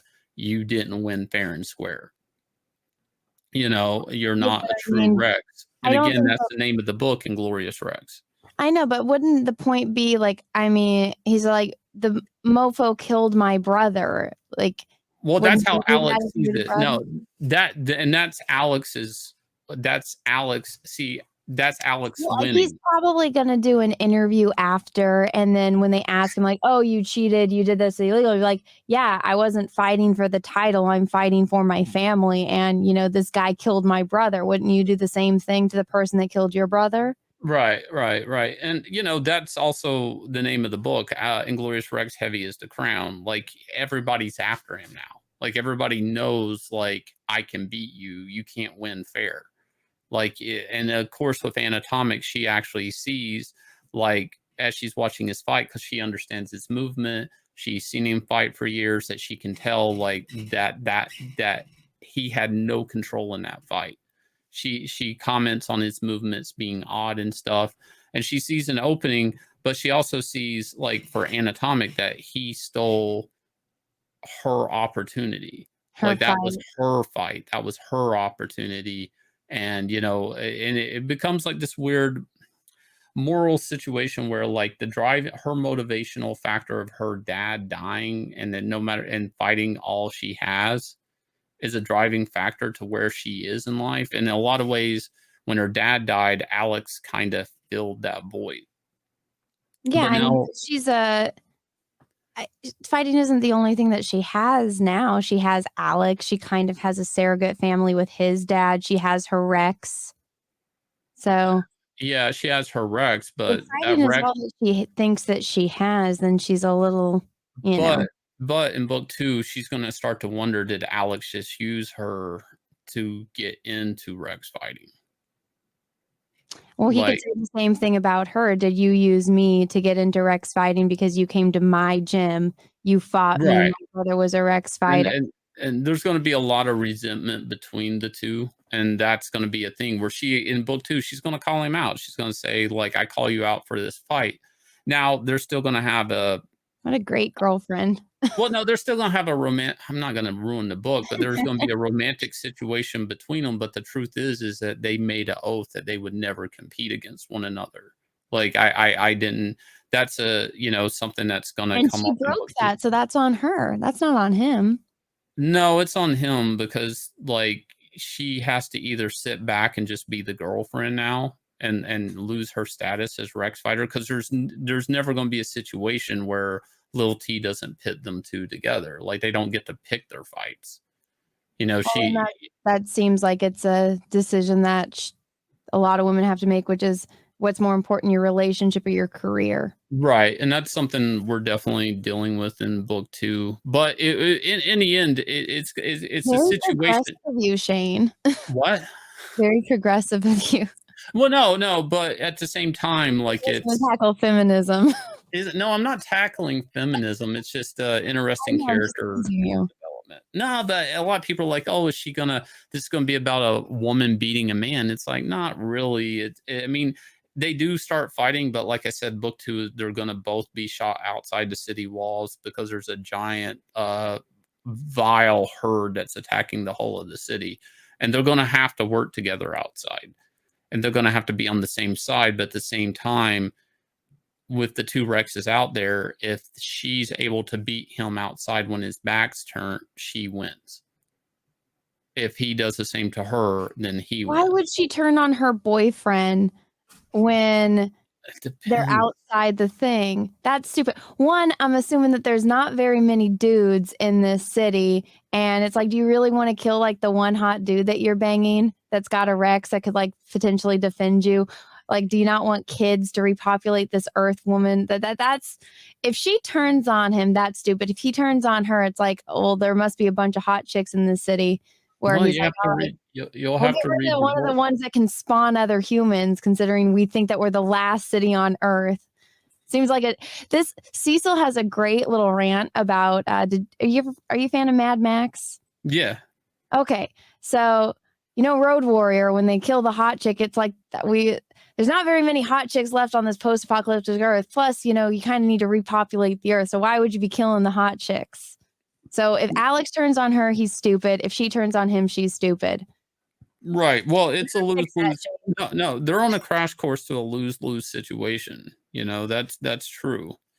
Um, how much they value each other's relationship, and if there's a misunderstanding between the 2, that's another thing on its own, you know? All right. To change that subject so I won't make you spoil the next book. Okay, so like the Rexes evolve. Is it kind of like Pokemon? Like how many evolutions do they have I'd and like when to do they get to evolve? How does that work?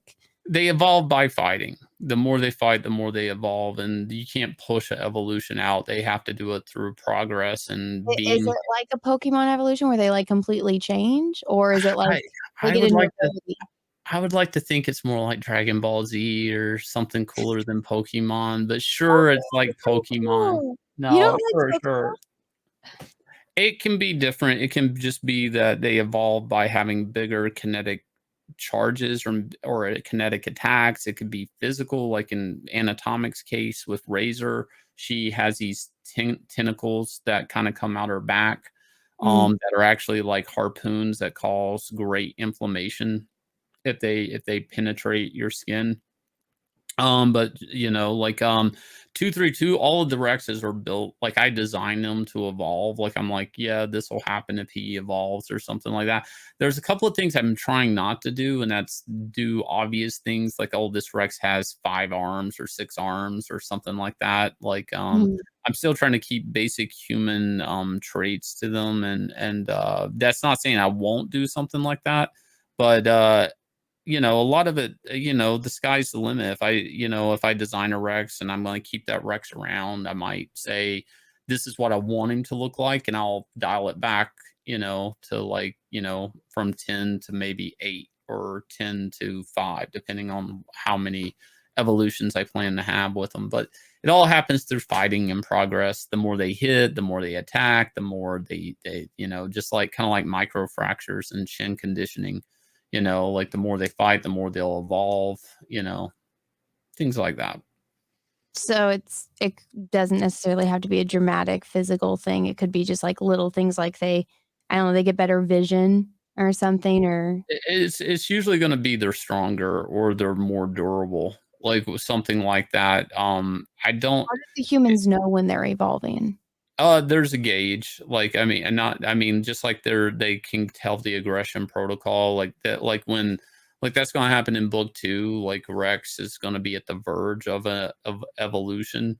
Like they're gonna talk about he's right there at one. Like because that was part of the problem with him taking that fight or any fight is 232 for years had not been fighting, so he hadn't really been evolving. He was just a sparring Rex. They were just using him as like a punching bag. So So, wouldn't he evolved if he's fighting more? the more now that he's fighting again, yeah, he's gonna evolve. Well, I mean, if he's a punching bag and all he did was practice and practice and practice, wouldn't he be freaking great? If he was blocking, but if he Oh, he's wasn't, not blocking? no, he was just getting hit, like Oh literally my like a god, punching that's bag. terrible. No, it was. That was also the big that Terrible of no, you. I know. That was also part of the big shame on the family and the disgrace, and it's talked about in the book, is it's like, well, Now I'm he just was a picturing him, like, sitting legend. in a corner getting punched. That's so sad. You're like punching No, a I know. puppy. And he's like a puppy too, and he was just but that was the condition just to keep him alive because without a pilot, technically he was of no use. So if somebody has an identical twin, could they use the Rex? Probably. Kinda like Avatar, like he only got the Avatar because his identical twin died? Right. Like yeah, probably it would work.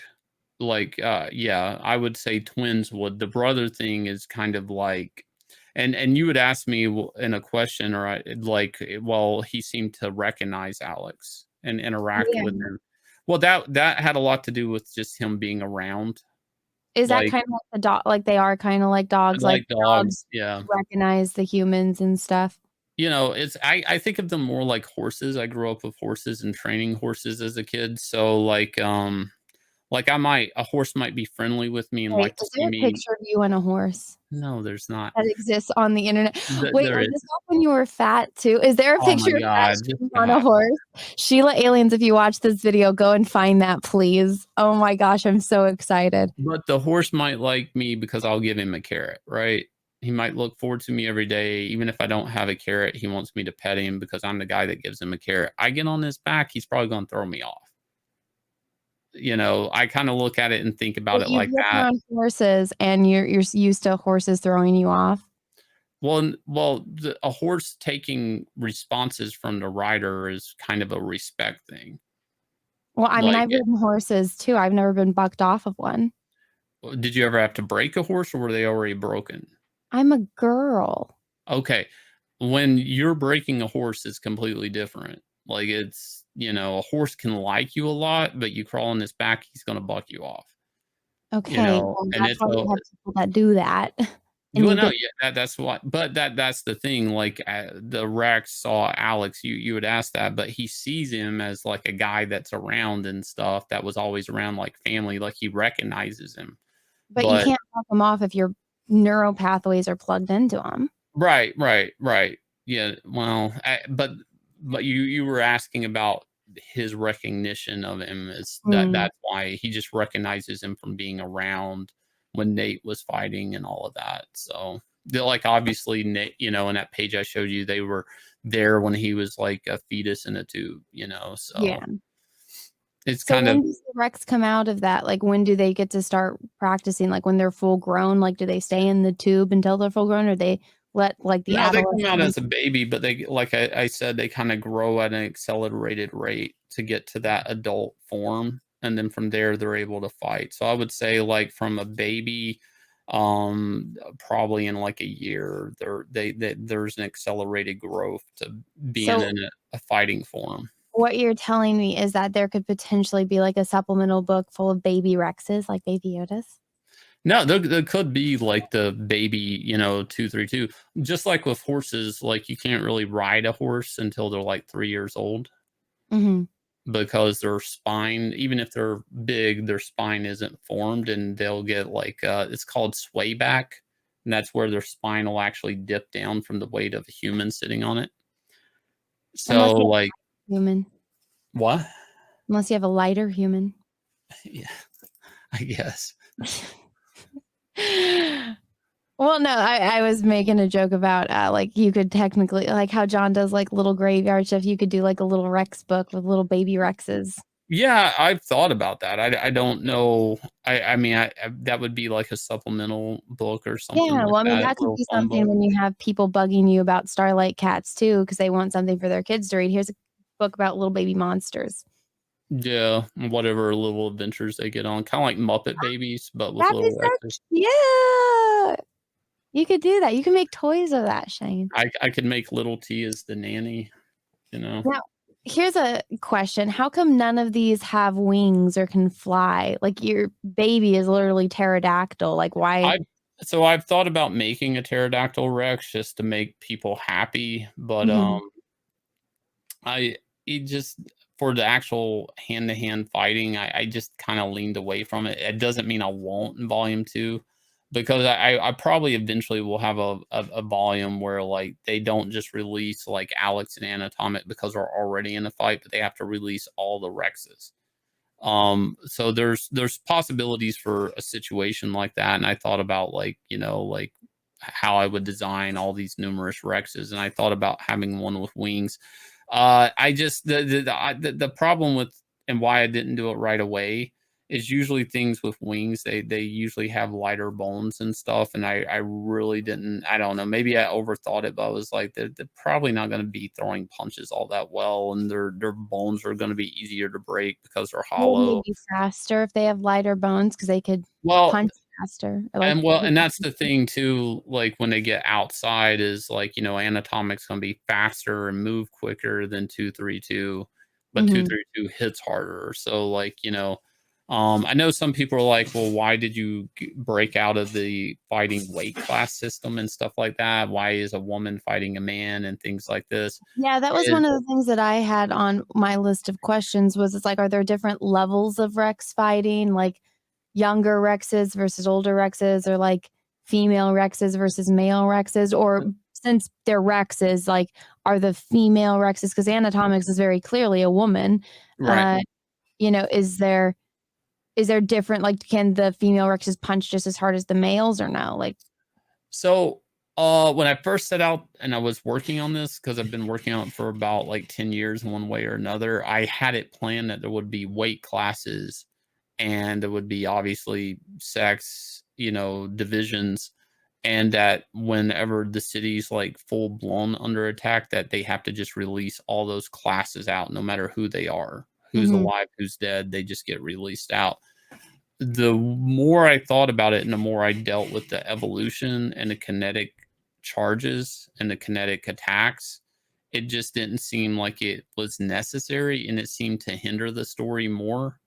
Um, in a way, like I mean, it's a technicality in fighting that needs to be there, but because it's a book about like monsters that have like maybe anatomics more dangerous, even though she's a female because of her evolution, but she could also come against Rex 232's evolution and it dominates her. Then it really doesn't matter about the sex of the. I'm sorry, I have like Your cat. cat is like having a meltdown over there. Yeah. Then it then it then it doesn't really matter so much about the sex or evolution or kinetic charges or attacks, you know. It's more about like what the actual Rex itself can do, what superpower they have, and that's something I always liked about superpowers and superheroes in like Marvel universe. Like, you could have Storm, fight Wolverine or Cyclops. It doesn't matter. Mhm. They have a power base. Yeah, and it's also like intelligence based, like who knows how to fight, like how you were saying Anatomic has watched Alex fight, so she knows his technique. And since she knows him very personally, she knows kind of how to anticipate what decisions he'll make. Right.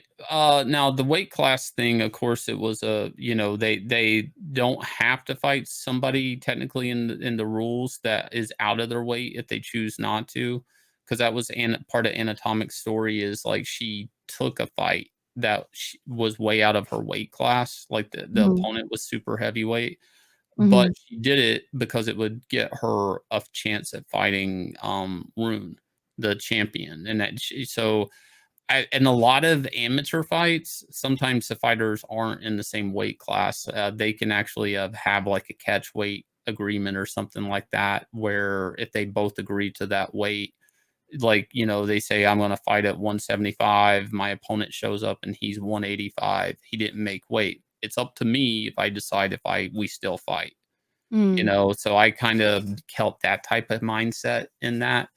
But it's just what makes a fun comic. I know people don't like that answer. It's kind of a cop out answer, but it's also that. No, I think like I mean, the X-Men, at least one for me, because when you start talking about technical fighting, I'm like, I don't have any interest in that, but I absolutely love the X-Men. So I think that that's a pretty good example.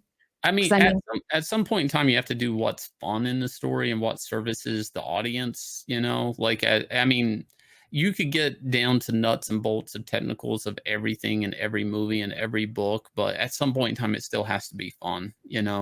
So fighting monsters. Well, it fighting can also monsters. be like, some girls, I mean, at least for me back before, all this craziness happened, that used to be like the empowering movie. It's like, oh, getting like the girl on like the football team or the boys Yeah. team. Like Little Giants, I really liked that when I was a kid.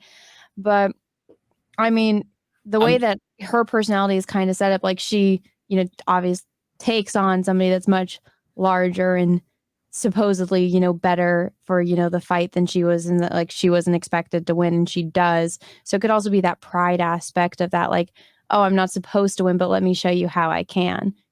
Yeah, it's really weird because I like both characters the same. For me, Alex like, and Anatomic. yeah, and as a creator, you end up in these difficult situations. How do I want to lean favoritism to one versus the other in a given situation? Like Well, it's do you know how the story is going to end or are you going with yeah. what you feel?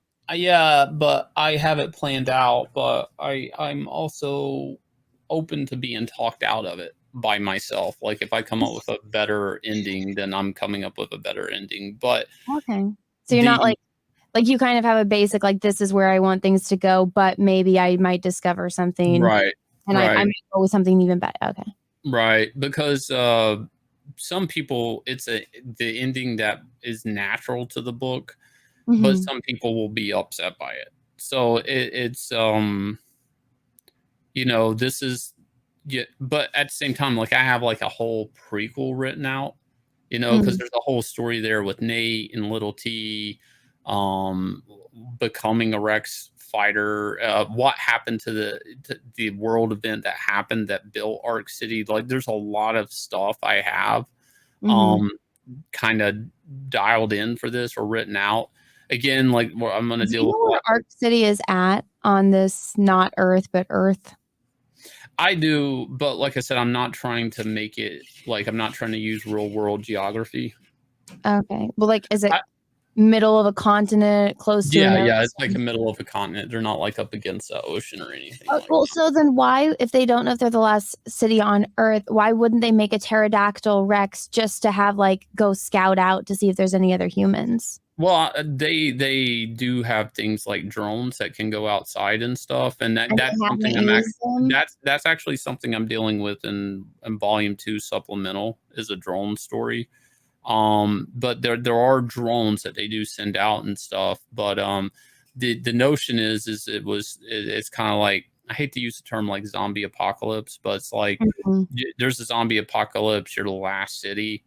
Like, you don't really know if there's, you assume like there might be some survivors somewhere else, but like if the world's unlivable, you just assume the worst. And it's a little bit worse than the zombie apocalypse because of the toxins and stuff. Like, it's very impossible for people to live outside. So are they digging like mass tunnels underneath the earth? Or wait, if these things came up from underneath the earth and the city goes below the earth, so couldn't they come up from underneath them and kill all of them? Yeah. This sounds like a hell place to live. No, it is. It is. It is. It is. It is. Couldn't they go to the moon?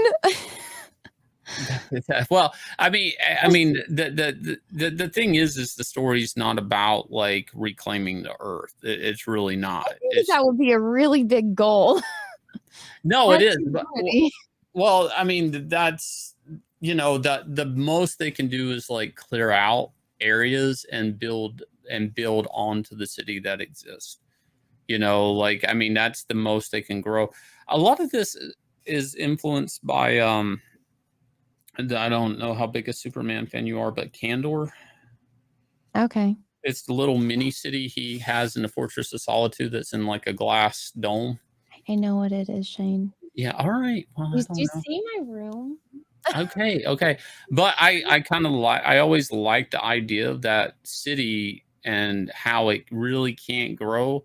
Like, it's not even Candor, but just like I had talked at one time about a certain type of story, but an apocalyptic city that basically survives at This makes almost, me so claustrophobic.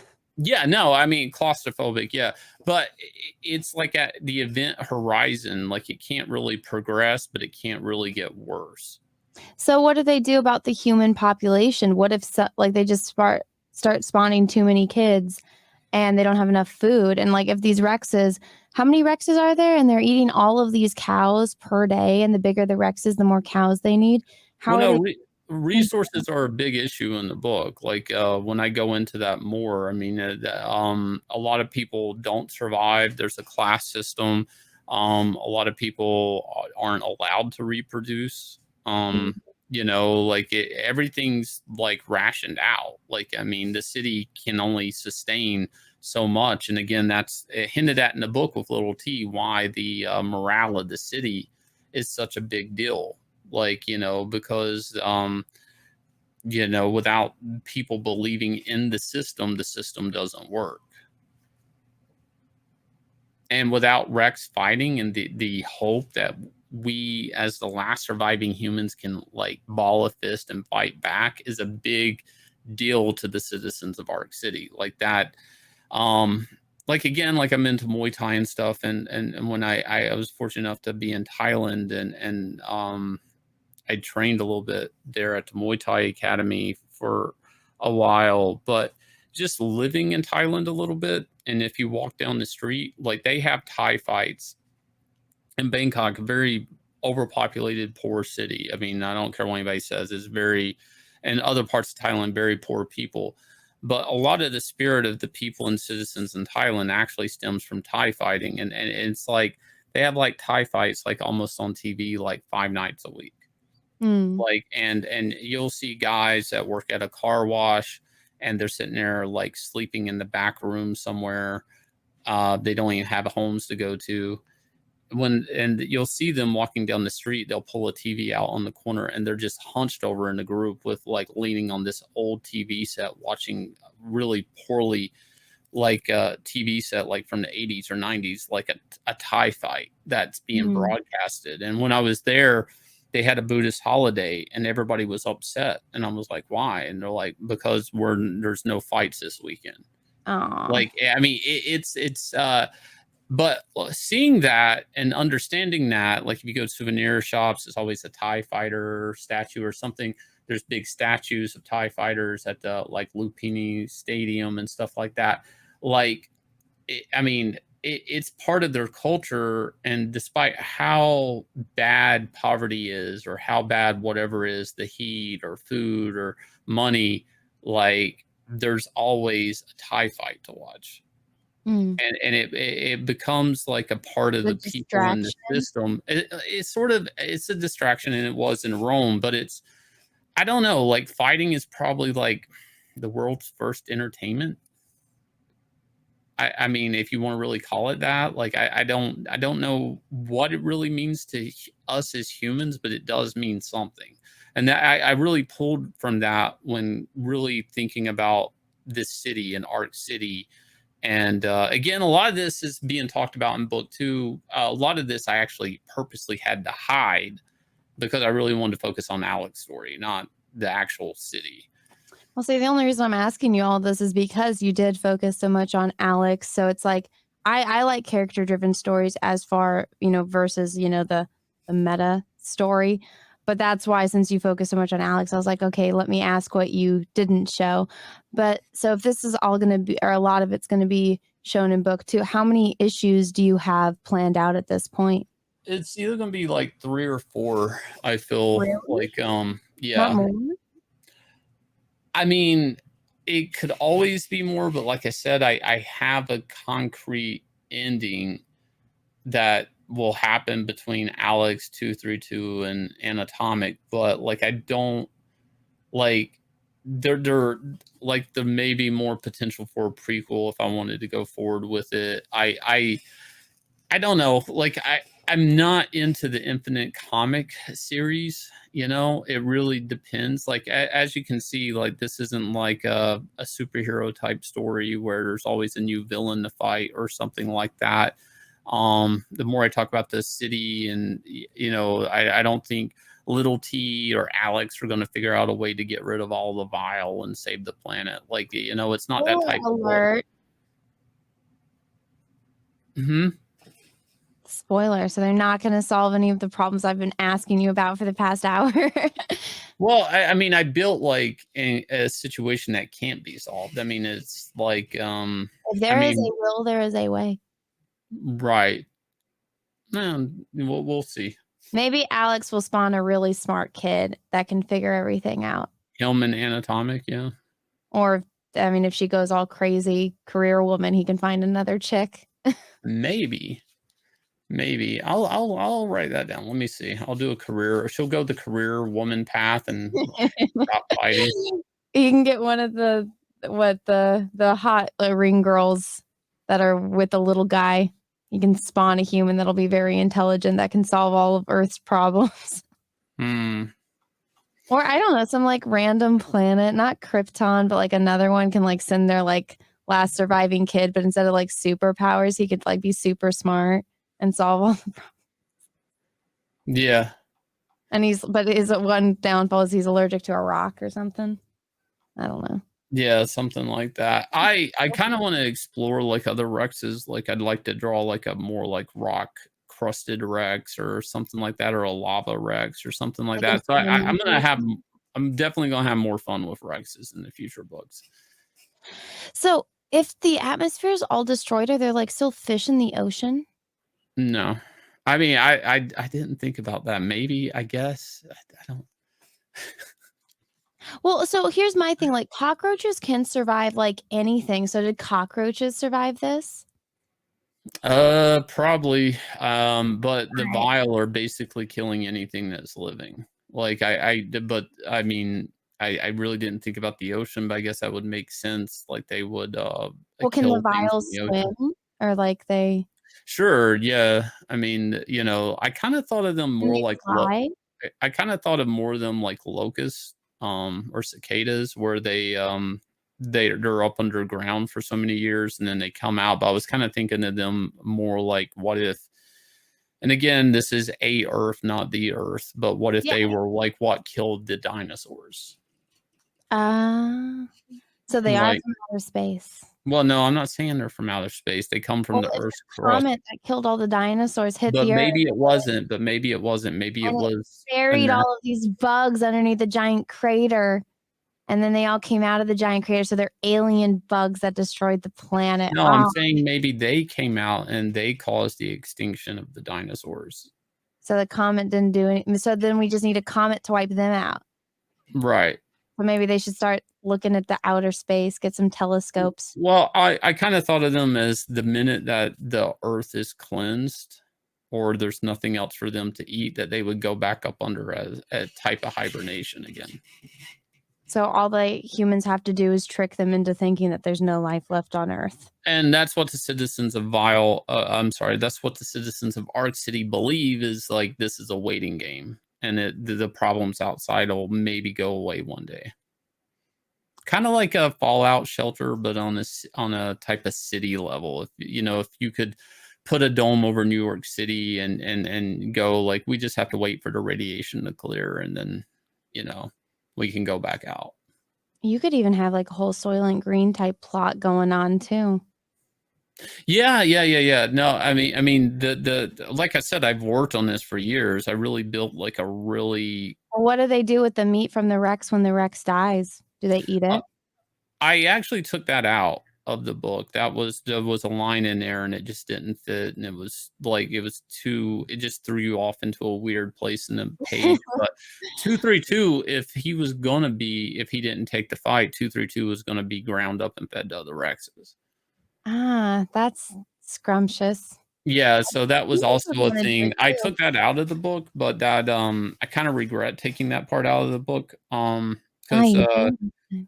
it just didn't fit or something. It changed the pace of the page or something like that. But Mm, I always liked the idea of Alex like being like, "Fuck, you're gonna take my brother's Rex. He defended the city. He saved these people, and you're just gonna grind him up into chicken nuggets and feed to other Rexes." Like, mm. I always liked that idea. But, that's actually what they would do to the Rexes that you see dying, is they just get reprocessed into food for other Rexes. Well, at least they're efficient. So wait, Yeah. do they do like the Waterworld thing where they recycle their pee and they drink their pee? Yeah, there's air Where are they getting the filtration. water from if the world is toxic? They're recycling fluids, yeah. Gross. All right. Well, to not bother you with more, I guess, Drinking pee, yeah. drinking pee questions, food, Soylent Green questions, and spoiler questions. I had a couple technical questions for you. So, where did the story come from? Like, how long have you had it? And, like, what made you think of it? Well, I think it was, like, 2010, I started, like, messing around with, like, trying to lose weight and got into martial arts, and I don't know, that was kind of like an influence. I always wanted to do like a fighting comic. You would think there would be a lot of fighting or action in comics, but the longer I worked in comics, the less action was actually written into comics. Like when I worked on Superman, Batman, I mean, there would be fight scenes between Superman, and Aquaman, or Superman escaping kryptonite missiles, or fighting a giant monster. But like the comics today, I had been pitching an action type martial arts book for both to Marvel and DC, and they were both being rejected. And when I worked on New Gods, it was all about Orion and Calabac fighting. So I got to mess with fighting a lot, and the book was well received.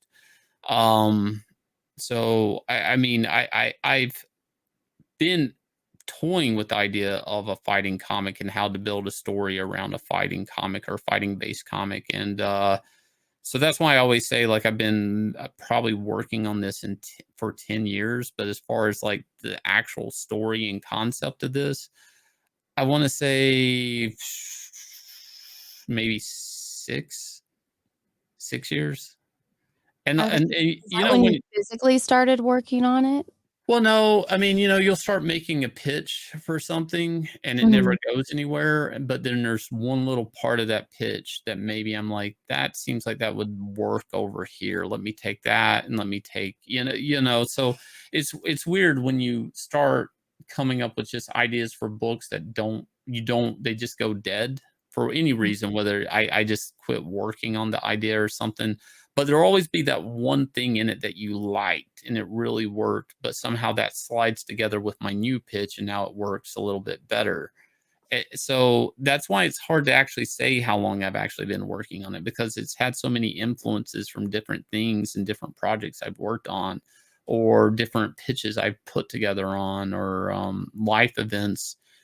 Again, I think I've solidly worked on this thing probably like 5 to 6 years, just it being Inglorious Rex, but then there's so many influences from other things. So when did you, like, actually start drawing it? Like, what was your Um, what what was your first Rex drawing? Was it, like, one of the humans, or was it, like, a Rex?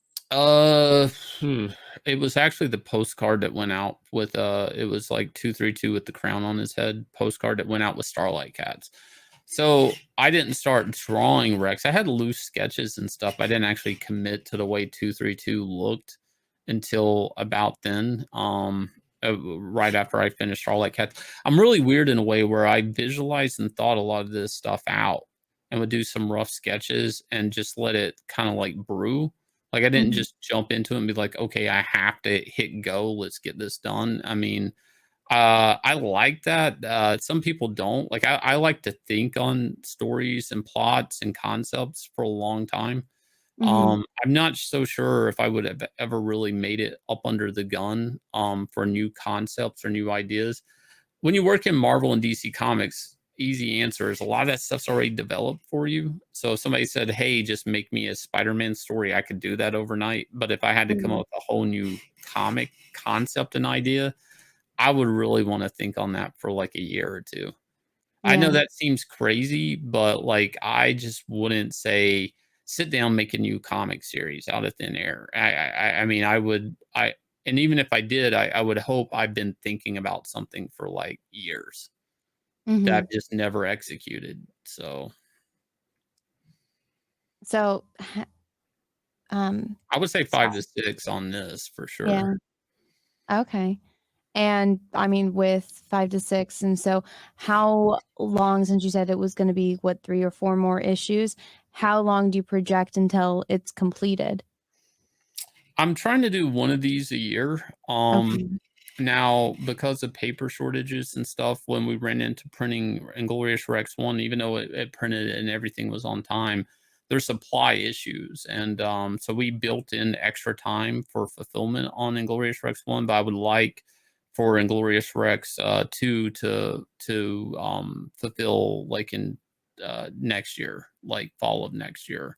So Okay. like Doesn't and necessarily mean, like, how, like, your comics coming out. I mean, like, because I mean, you're an artist, so, like, do you ever just have that moment where you're like, "Oh my god, I just got this idea, like, I know how to lay out this page, I just need to draw right now?" Like, do you, as far as drawing, or do you wait until one book is completely finished and out to start drawing the next, or is it, sometimes yeah, for the moment, "I yeah. need to draw this." Yeah, the way I work is, I don't draw a book in order. Mhm. There's only been one comic I've ever drawn in order from page 1 to 22, and that was a issue of JLA that Dwayne McDuffie wrote. It was just a fill-in issue. Um, so what I do is I normally, I lay out the book, or I have a full script or whatever's there. So I have like a grid of however many pages I have, and I know the scenes I need to do, and I dictate like, well, this is a 2-page scene, this is a 3-page scene, and then from there, I'll take those 3 pages, that one 3-page scene, and I'll lay it out. Mhm. And once it's laid out, I'll draw obviously the pages, but I may draw a page from that scene and a page from another scene at like back to back. I may not draw that one sequence. Mm. So like because like for me, I might get bored of drawing the same room or the same characters if they're especially if they're just talking. Yeah. So, like, but at the same time, if I have a complicated action scene, I may not jump around either.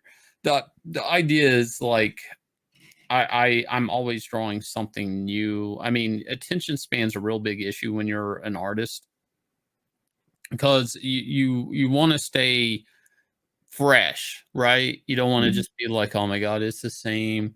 Okay, this is page 2 at the bus stop. This is page 3 at the bus," like, whatever the case is. It could be, Mhm. "Oh, this is the page," 'cause the opposite can happen. You can have, like, a six-page fight scene that's awesome, and that could burn you out because 'cause you're just like, "Oh my god, I'm drawing," so I ideally, in a perfect comic, want to have my talking head pages mixed in with my action pages. They're all laid out though, so they all Mm. read right when they're put together. But I just, as myself, I feel like I get the best output if I do that. Okay. Yeah, and totally understandable. I mean, I have a project right now where I'm trying to paint 200 eyes, and I'm so sick and tired of drawing and painting eyes. It's like I wanna Mhm. just jump from project to project, but then if you do that, then one project doesn't get Doesn't done. get done, yeah. So what was the first page of this comic that you drew? The first page would have been, that's a good question. I don't remember. No, I'm serious. You asked me that, but it's like I almost knew, but then I didn't. I don't know. That's interesting. That's What uh page is this book oh, burned you up? I do know. The first well, they were preview pages for the campaign, so probably was the spread of them Mm, training. But then after the preview pages from the campaign, I think it was the cow page where he's eating a cow, like things like that. Like, because those were story pages that I absolutely knew, like I had fleshed out in my head that this, mhm. there would be this father son argument, and at the same time I would show Rex's size and by using the cow and how he just picks him up like a burrito and puts in his mouth, things like that. Bones and all. Poor cow. Yeah. But I think it's important as an artist that you stay attentive even if you have to move around. Like, I Yeah. Well, so what was the page in this book or multiple pages that burned you out? Like, you're just like, I don't wanna draw this anymore. I need to take a break." there was like a spread where Rune is punching him, like the spread. Mhm. For some reason I kept putting the spread aside. Like I would work on it and then put it aside and draw other pages completely and then come back to this and pick it back up and start drawing it again and then put it aside. Like I probably milked that spread a million times. I don't know that one, and I don't think it was necessarily as hard as it was just built up in my head that it was hard. Like if I psyched myself out on that page. Is it having to do with, like, the fighting dynamics, the camera angles, or, like, Yeah, were you just feeling it? I just think it was like because as an artist, there's certain things you draw, you expect it to have a certain payoff and reaction from your audience, and I think Mm, like that type of like me building up that artificial anticipation for that page, like you just mhm. expect that, like that kind of psyched me out from even drawing it. I mean, that's how I felt about it at the time. Are you happy with the way it turned out? I'm never happy with how my artwork turns out. I mean that's a part of the issue of I mean I'm usually happy with the book once it's printed for about 2 weeks. And Mm. then and I always noticed that working at DC Comics and stuff. Once I got the book like 2 weeks, I was like, I can't stand the look at this. Oh, And no. well, part of it's like you saw how it was made, right? Like and then Mhm. the other part of it is like I don't know. Like, you've seen it in so many stages. I've seen it in pencils, I've seen it in inks, I've seen it lettered, and now I'm seeing it printed. And it's really hard to once you make comics, it's really hard to enjoy comics because you don't just see them as a comic anymore. You see how You've especially seen your own. behind the man behind the curtain, so it's not the same. Yeah, it's like there's this saying everybody would say in comics. It's like once you know how the sausage is made, type thing. Yeah, like don't watch a documentary on hot dogs. You'll never eat a Yeah, hot dog again. yeah, yeah, yeah. Well, for the record, I think you draw very attractive mitten chains, so. All right. I mean, I appreciate that. And the baby Rex is adorable. So, Yeah. question for you, since you draw everything pencil, have you ever really drawn digitally, or, is there Uh, something so traditional? so Yanzi inks and like so the boards are like physical, Mhm. right? So, but at the same time, I may go in and touch things up like digitally. Okay. Like so sometimes like there's a lot more brushes and stuff now that you can go in and get some really cool like effects. Like I may want to go in with like a whiteout or a brush and I may like break up some lines. Mhm. Um, because used to more paper had texture and you would actually and I kind of liked it, but you would lose some line. Some of the grain in the paper would make your ink lines disappear. Mhm. And I kind of liked that, hated that. So now I go in because printing technology is so different. I go in and I touch things up and after it's hand inked to kind of give me that paper texture feel on my line artwork, if that makes sense. Well, you can have it set to where your base is a type of paper, and so that way when you're digitally drawing, Yeah. it'll have that effect. Yeah. So but the other part of this answer is the older I get, like I wear glasses now. I used to didn't.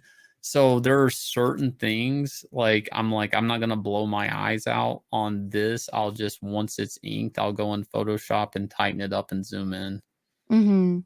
I mean, I'm not committed to going full on digital. I'm kind of like a hybrid, but I still do the physical boards. I still like drawing on paper. It's just if I get to like say like a head that's this small, like that's like Alex's itty bitty head. Like Mhm. I could sit there with a magnifying glass and try to touch that up, but like getting my pencil that sharp and getting a tip on the pencil that can even Mhm. draw that face versus me going in and Photoshop and zoom in. The Yeah. trick about that with line artwork though is you can zoom in and you can noodle something like that, but it might not reproduce on paper. Mhm.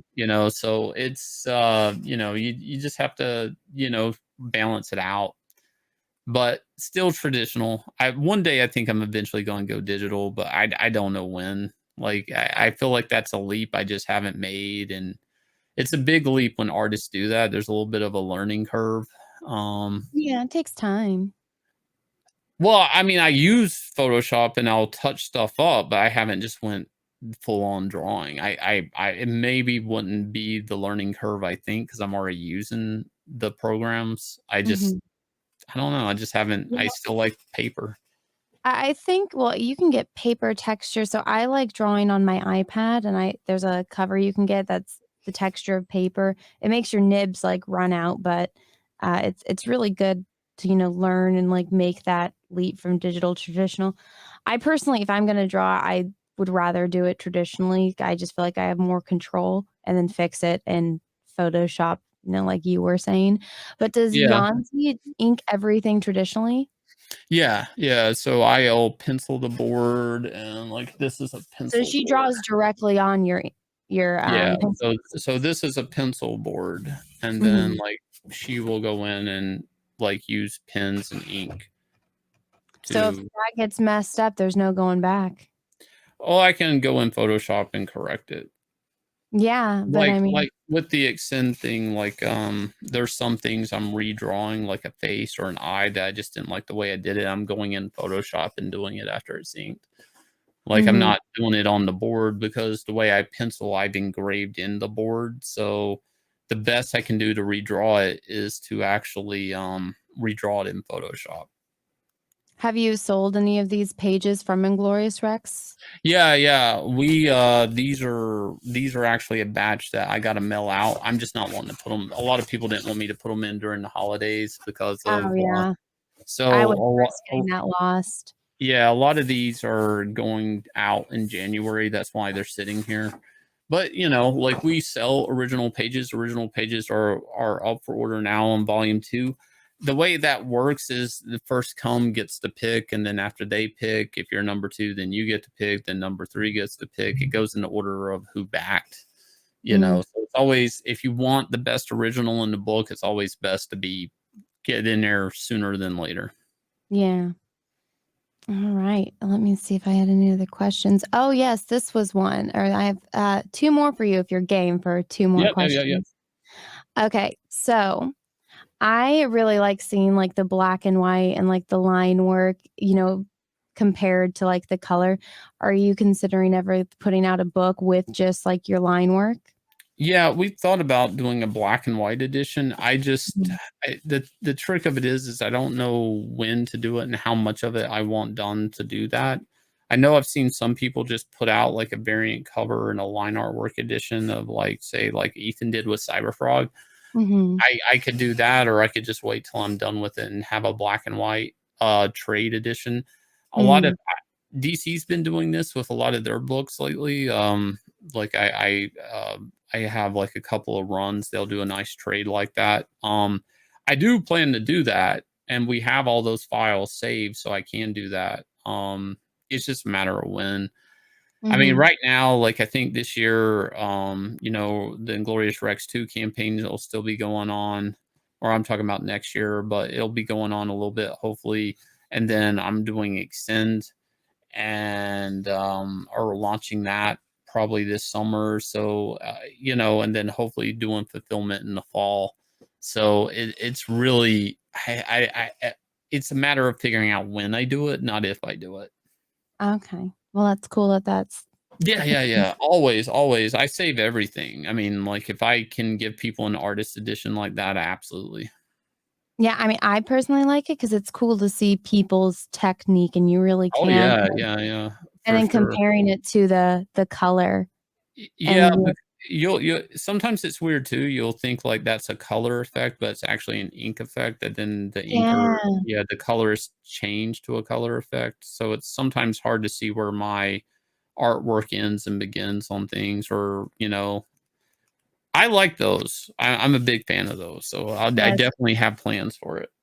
I like them too. I was, looking at Reenie's book, and, like, she has a black and white edition and a color edition, and I usually gravitate towards, like, either line work or the black and white edition because I'm like, a person's really good at layouts and design and if they can make it work in black and white without the help of color, and I really liked it, and then I looked at the color, I was like, "Oh, this is, really good too." So I would like to see, yours in that rendition as well. Hmm. I think the Starlight Cats, I mean, that might be a little bit harder to tell because, like, the color difference in, like, the cats, stones and stuff. Yeah, Like, yeah, that that, that's one time when, like, color, like, really makes a difference in your story is, like, what color yeah, is a cat, you yeah. know? But it would be cool Usually, to see. with anything with heavy textures like that, Mhm. the color is gonna help out a lot. And with Starlight Yeah, Cats, them being fuzzy, that was a big part of the appeal of the book was the hair and the painting of the hair. the fluffy kitty cats. Fluffy cat. They're so cute. All right, and then my last question for you. So you collaborated with other artists on the supplemental. Is it hard to like trust others like with your IP? Because this isn't Marvel or DC or Image. This is your project, your characters. So I mean, at least for me, like I'm very like I don't like people touching my stuff. I'm like Right. very OCD about everything. Was that, hard for you or were you used to it because you worked at, Marvel and DC? You're muted. Sorry, my mic cut out. It's okay. Hang on. 1, 2, 3. Yeah, no, it actually was not that difficult because I had in mind who I was hiring.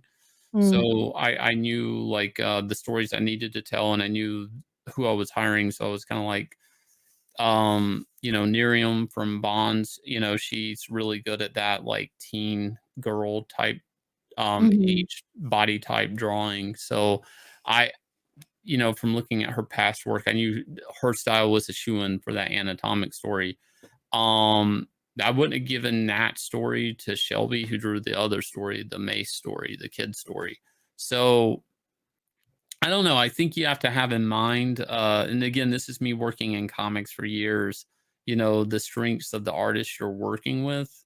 and you may need to write to the artist's strengths, or if your story is just that good, you're just going to have to find an artist that fits it, and that can become a really hard task.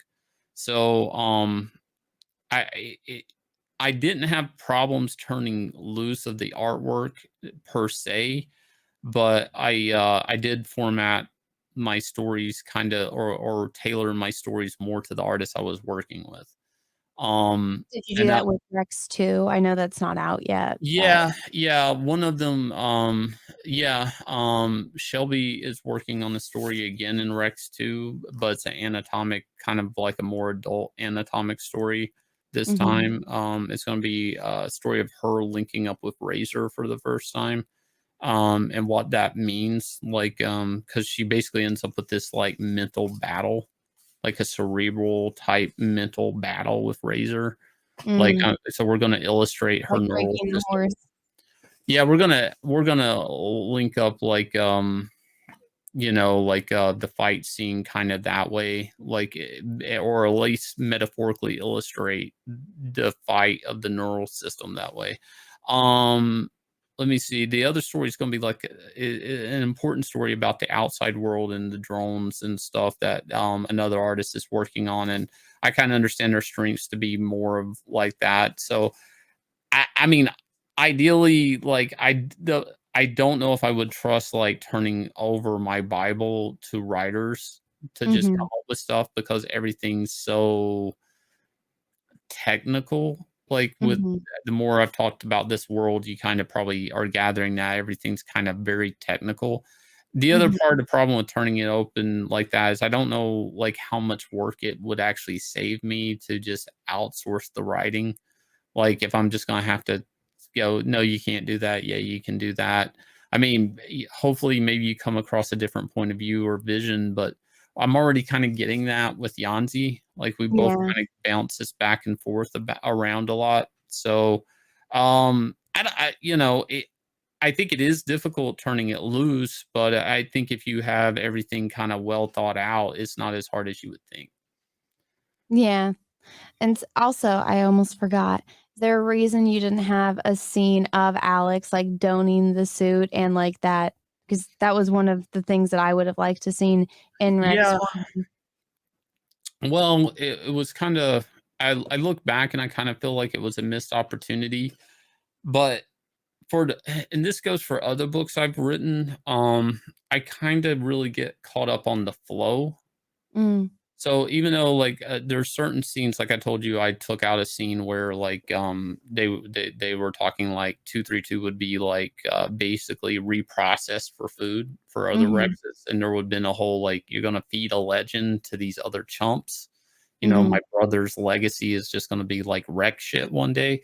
Like, that would have been a really good, like, scene, but it interrupted the pacing of the book. And I don't know if it's just from me being a comic book fan and reading so many comics or whatever, but I really like the idea that the story continuously moves forward. I know Guillermo del Toro said, like, in a documentary, talking, I think it was Blade 2, which he didn't write, David Goyer wrote, but there would be like these huge plot holes in the script.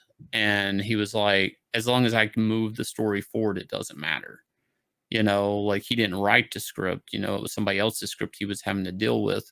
mhm, But I get really caught up in my books that we're just moving forward. And some people are like, well, that scene could have been rushed a little bit more or whatever. The problem with comics is it's kind of like a soup in a way. It's like, oh, it needs a little bit more salt, it needs a little bit more, pepper, a little bit more salt, a little bit more pepper. It gets it's weird. Like, in the end, it has to flow and balance out. mhm, And that scene, as it would have been a thing in the book, for him to put on the suit, and it's his brother's suit, or it looks like his brother's suit. He's wearing the same type of identity. It didn't fit as far as his father goes, because he's going against his dad's wishes. And just like his dad said, I'm not here to help you win. I'm here to get you out of this, to get you through the fight, not win the fight. Like, I'm here to coach you into not dying. Like, Mm. it just there wasn't a heroic moment of him putting on the suit because of his He's dad. not a hero. Well, no, because of his dad. Mm. Because that at that point, his dad's agreeing to train him. He's in the lace suit. Like, it was never gonna be seen as, like, a proud moment because Mm. there's this gloom over the whole fight as far as his dad goes, who's his trainer, and the only person that can, like, maybe get him in 2 and 3 2 to even lace up. Like, it just didn't fit. Like, that was a scene I woulda liked to see. It just didn't fit with the scenario of his dad. That's a fair point. Is there a reason why Rex 323 doesn't have a real name? Why it's just Rex or 32? 2-3, yeah, 2-3-2 is a punch combination. All punches are numbers. Like, a jab is a 1, a cross is a 2, a hook is a 3, I don't know what another any of hook that is a means. 4, 5, uppercut, 5 and 6. So, basically punches, like 1, 2, 3, 4, 5, 6, like that. So 2-3-2 is a punch combination. Most punches start with a jab, but then you cross, then hook, then cross. It's a punch combination. It's a power combination, and And they named the Rex this Nate named Rex that because Nate's first knockout he got was from a cross hook cross. when he was in the Rex, so he waited until No, he when got. he no when he was fighting, because you had to be a fighter before you're a Rex pilot. Okay. I'm sorry, you wanted a real answer. I gave you a real answer. But 2-3-2 is a punch combination, plus it just sounds cool, 2-3-2. Okay. I mean, I Why coulda did lied he to use you. his hamster? Was his hamster like 545? 5-4-5. I don't know. 1, 2, 3. I don't What know. was he Like, done but if he had a I mean, kid? Is he gonna name I his kid random numbers? Or I guess I not gave random, you but an answer. I mean, it's a you real did. answer. I just think it's funny. I guess it makes sense for the fighting aspect of it, but Yeah, it's but to be honest, most people they just it's a number. Most people don't understand it's a punch combination. yeah, I didn't get that, but I don't have any knowledge of any type of martial arts or fighting at all. So that's So my for the own most part, interpretation. jabs are quick and they're not your strongest punch. You can throw a stiff jab, but like usually jabs are just like to get them to open up and then you throw the cross. But every now and then you can't always lead with the same thing because now you're predictable. So cross hook cross is a good combination, but it's a heavy, hard combination. Like because if they block the cross, that means their guard's up. That means the hook's coming around the guard, Mm. and then maybe their head flies back, and then you throw the cross again. So like that's why the combination's good is like if the first cross doesn't hit, then maybe the hook hits, and then if the hook hit, then their hands probably went down, and you're going to land the second cross. Did anyone like win an epic fight with that combination before? Probably a million times. I don't know if they've ever won, but it's probably F some people up. I mean, it's like any punch I combination. was just say you watch documentaries on fighting. I didn't know if that was like some epic thing that you had seen. No, it's just it's a solid basic punch combination. A lot of things that people forget that as far as boxing goes that really drops people are uppercuts. It's uppercuts are considered a forgotten punch. They're not very hard, but they come in out of nowhere and basically to drop somebody the jaw if you hit somebody on the jaw the right way like basically what if you get hit in the jaw because the jaw is connected to the base of your skull, it's that quick shift that breaks your connection to your legs. Like it breaks like a circuit to your legs, and that's where you'll see boxers like hit the ground and step right back up. Mm. And that's considered a knockdown. And it's usually like what wins a lot of fights. You ain't got to knock them out. You just got to, if they hit Knock the 'em mat, down. that's a knockdown. You won the round. If you get a knockdown, you won the round. Unless you get back up and knock them down, now you're even. Mm. But a knockdown, once you get a knockdown in a round, it's pretty much you've lost around. This is just sports stuff. I mean, Well, no, it's good that you've actually, you've obviously put a lot of time, energy, and effort and thought into it, which speaks volumes. And I think that's, aside from your, fantastic artwork, I think that's, why you're so successful. So, congratulations to you on all of that. And thank you for spending a little bit over 2 hours answering my questions. Now, is there anything that you would like to say about the next book, like the elevator pitch for it, where people can find it and you, and anything that you want to promote before we sign off here? yeah, Inglorious Rex 2 is up and funding right now. We are moving on up, so please go over there, support it today. I'm sure the link will be in the description of this video. Book 2, this is going to be everything outside, everything outside the world. This is going to be them fighting the Vile. This is why every fight in Arc City even exists, is to prepare Rexes to defend the city. And it's going to be a lot of fun, completely different than 1, in the sense that they're going to be scaling buildings. These Rexes are going to be dropping out of the air. They're going to be fighting hordes of these monsters, the Vile, and they're going to be fighting each other at the same time. So it's going to be like a free-for-all type thing. This is monsters fighting one another at the end of it. Of course, there's a lot of heart. There's a lot of story. We're going to find out a little bit more about Nate in book 2, and we're going to move forward with the relationship with Alex and Anatomic, if it even is a relationship anymore. So we're going to learn more about Little T and just the city in general. The book, thank you guys for the support. You guys have been awesome with not just this book, but Starlight Cats. It means a lot to me to be able to do crowdfund and keep books alive, especially the comic art medium in these times where people aren't even getting paid working at Marvel and DC right now. It's horrific.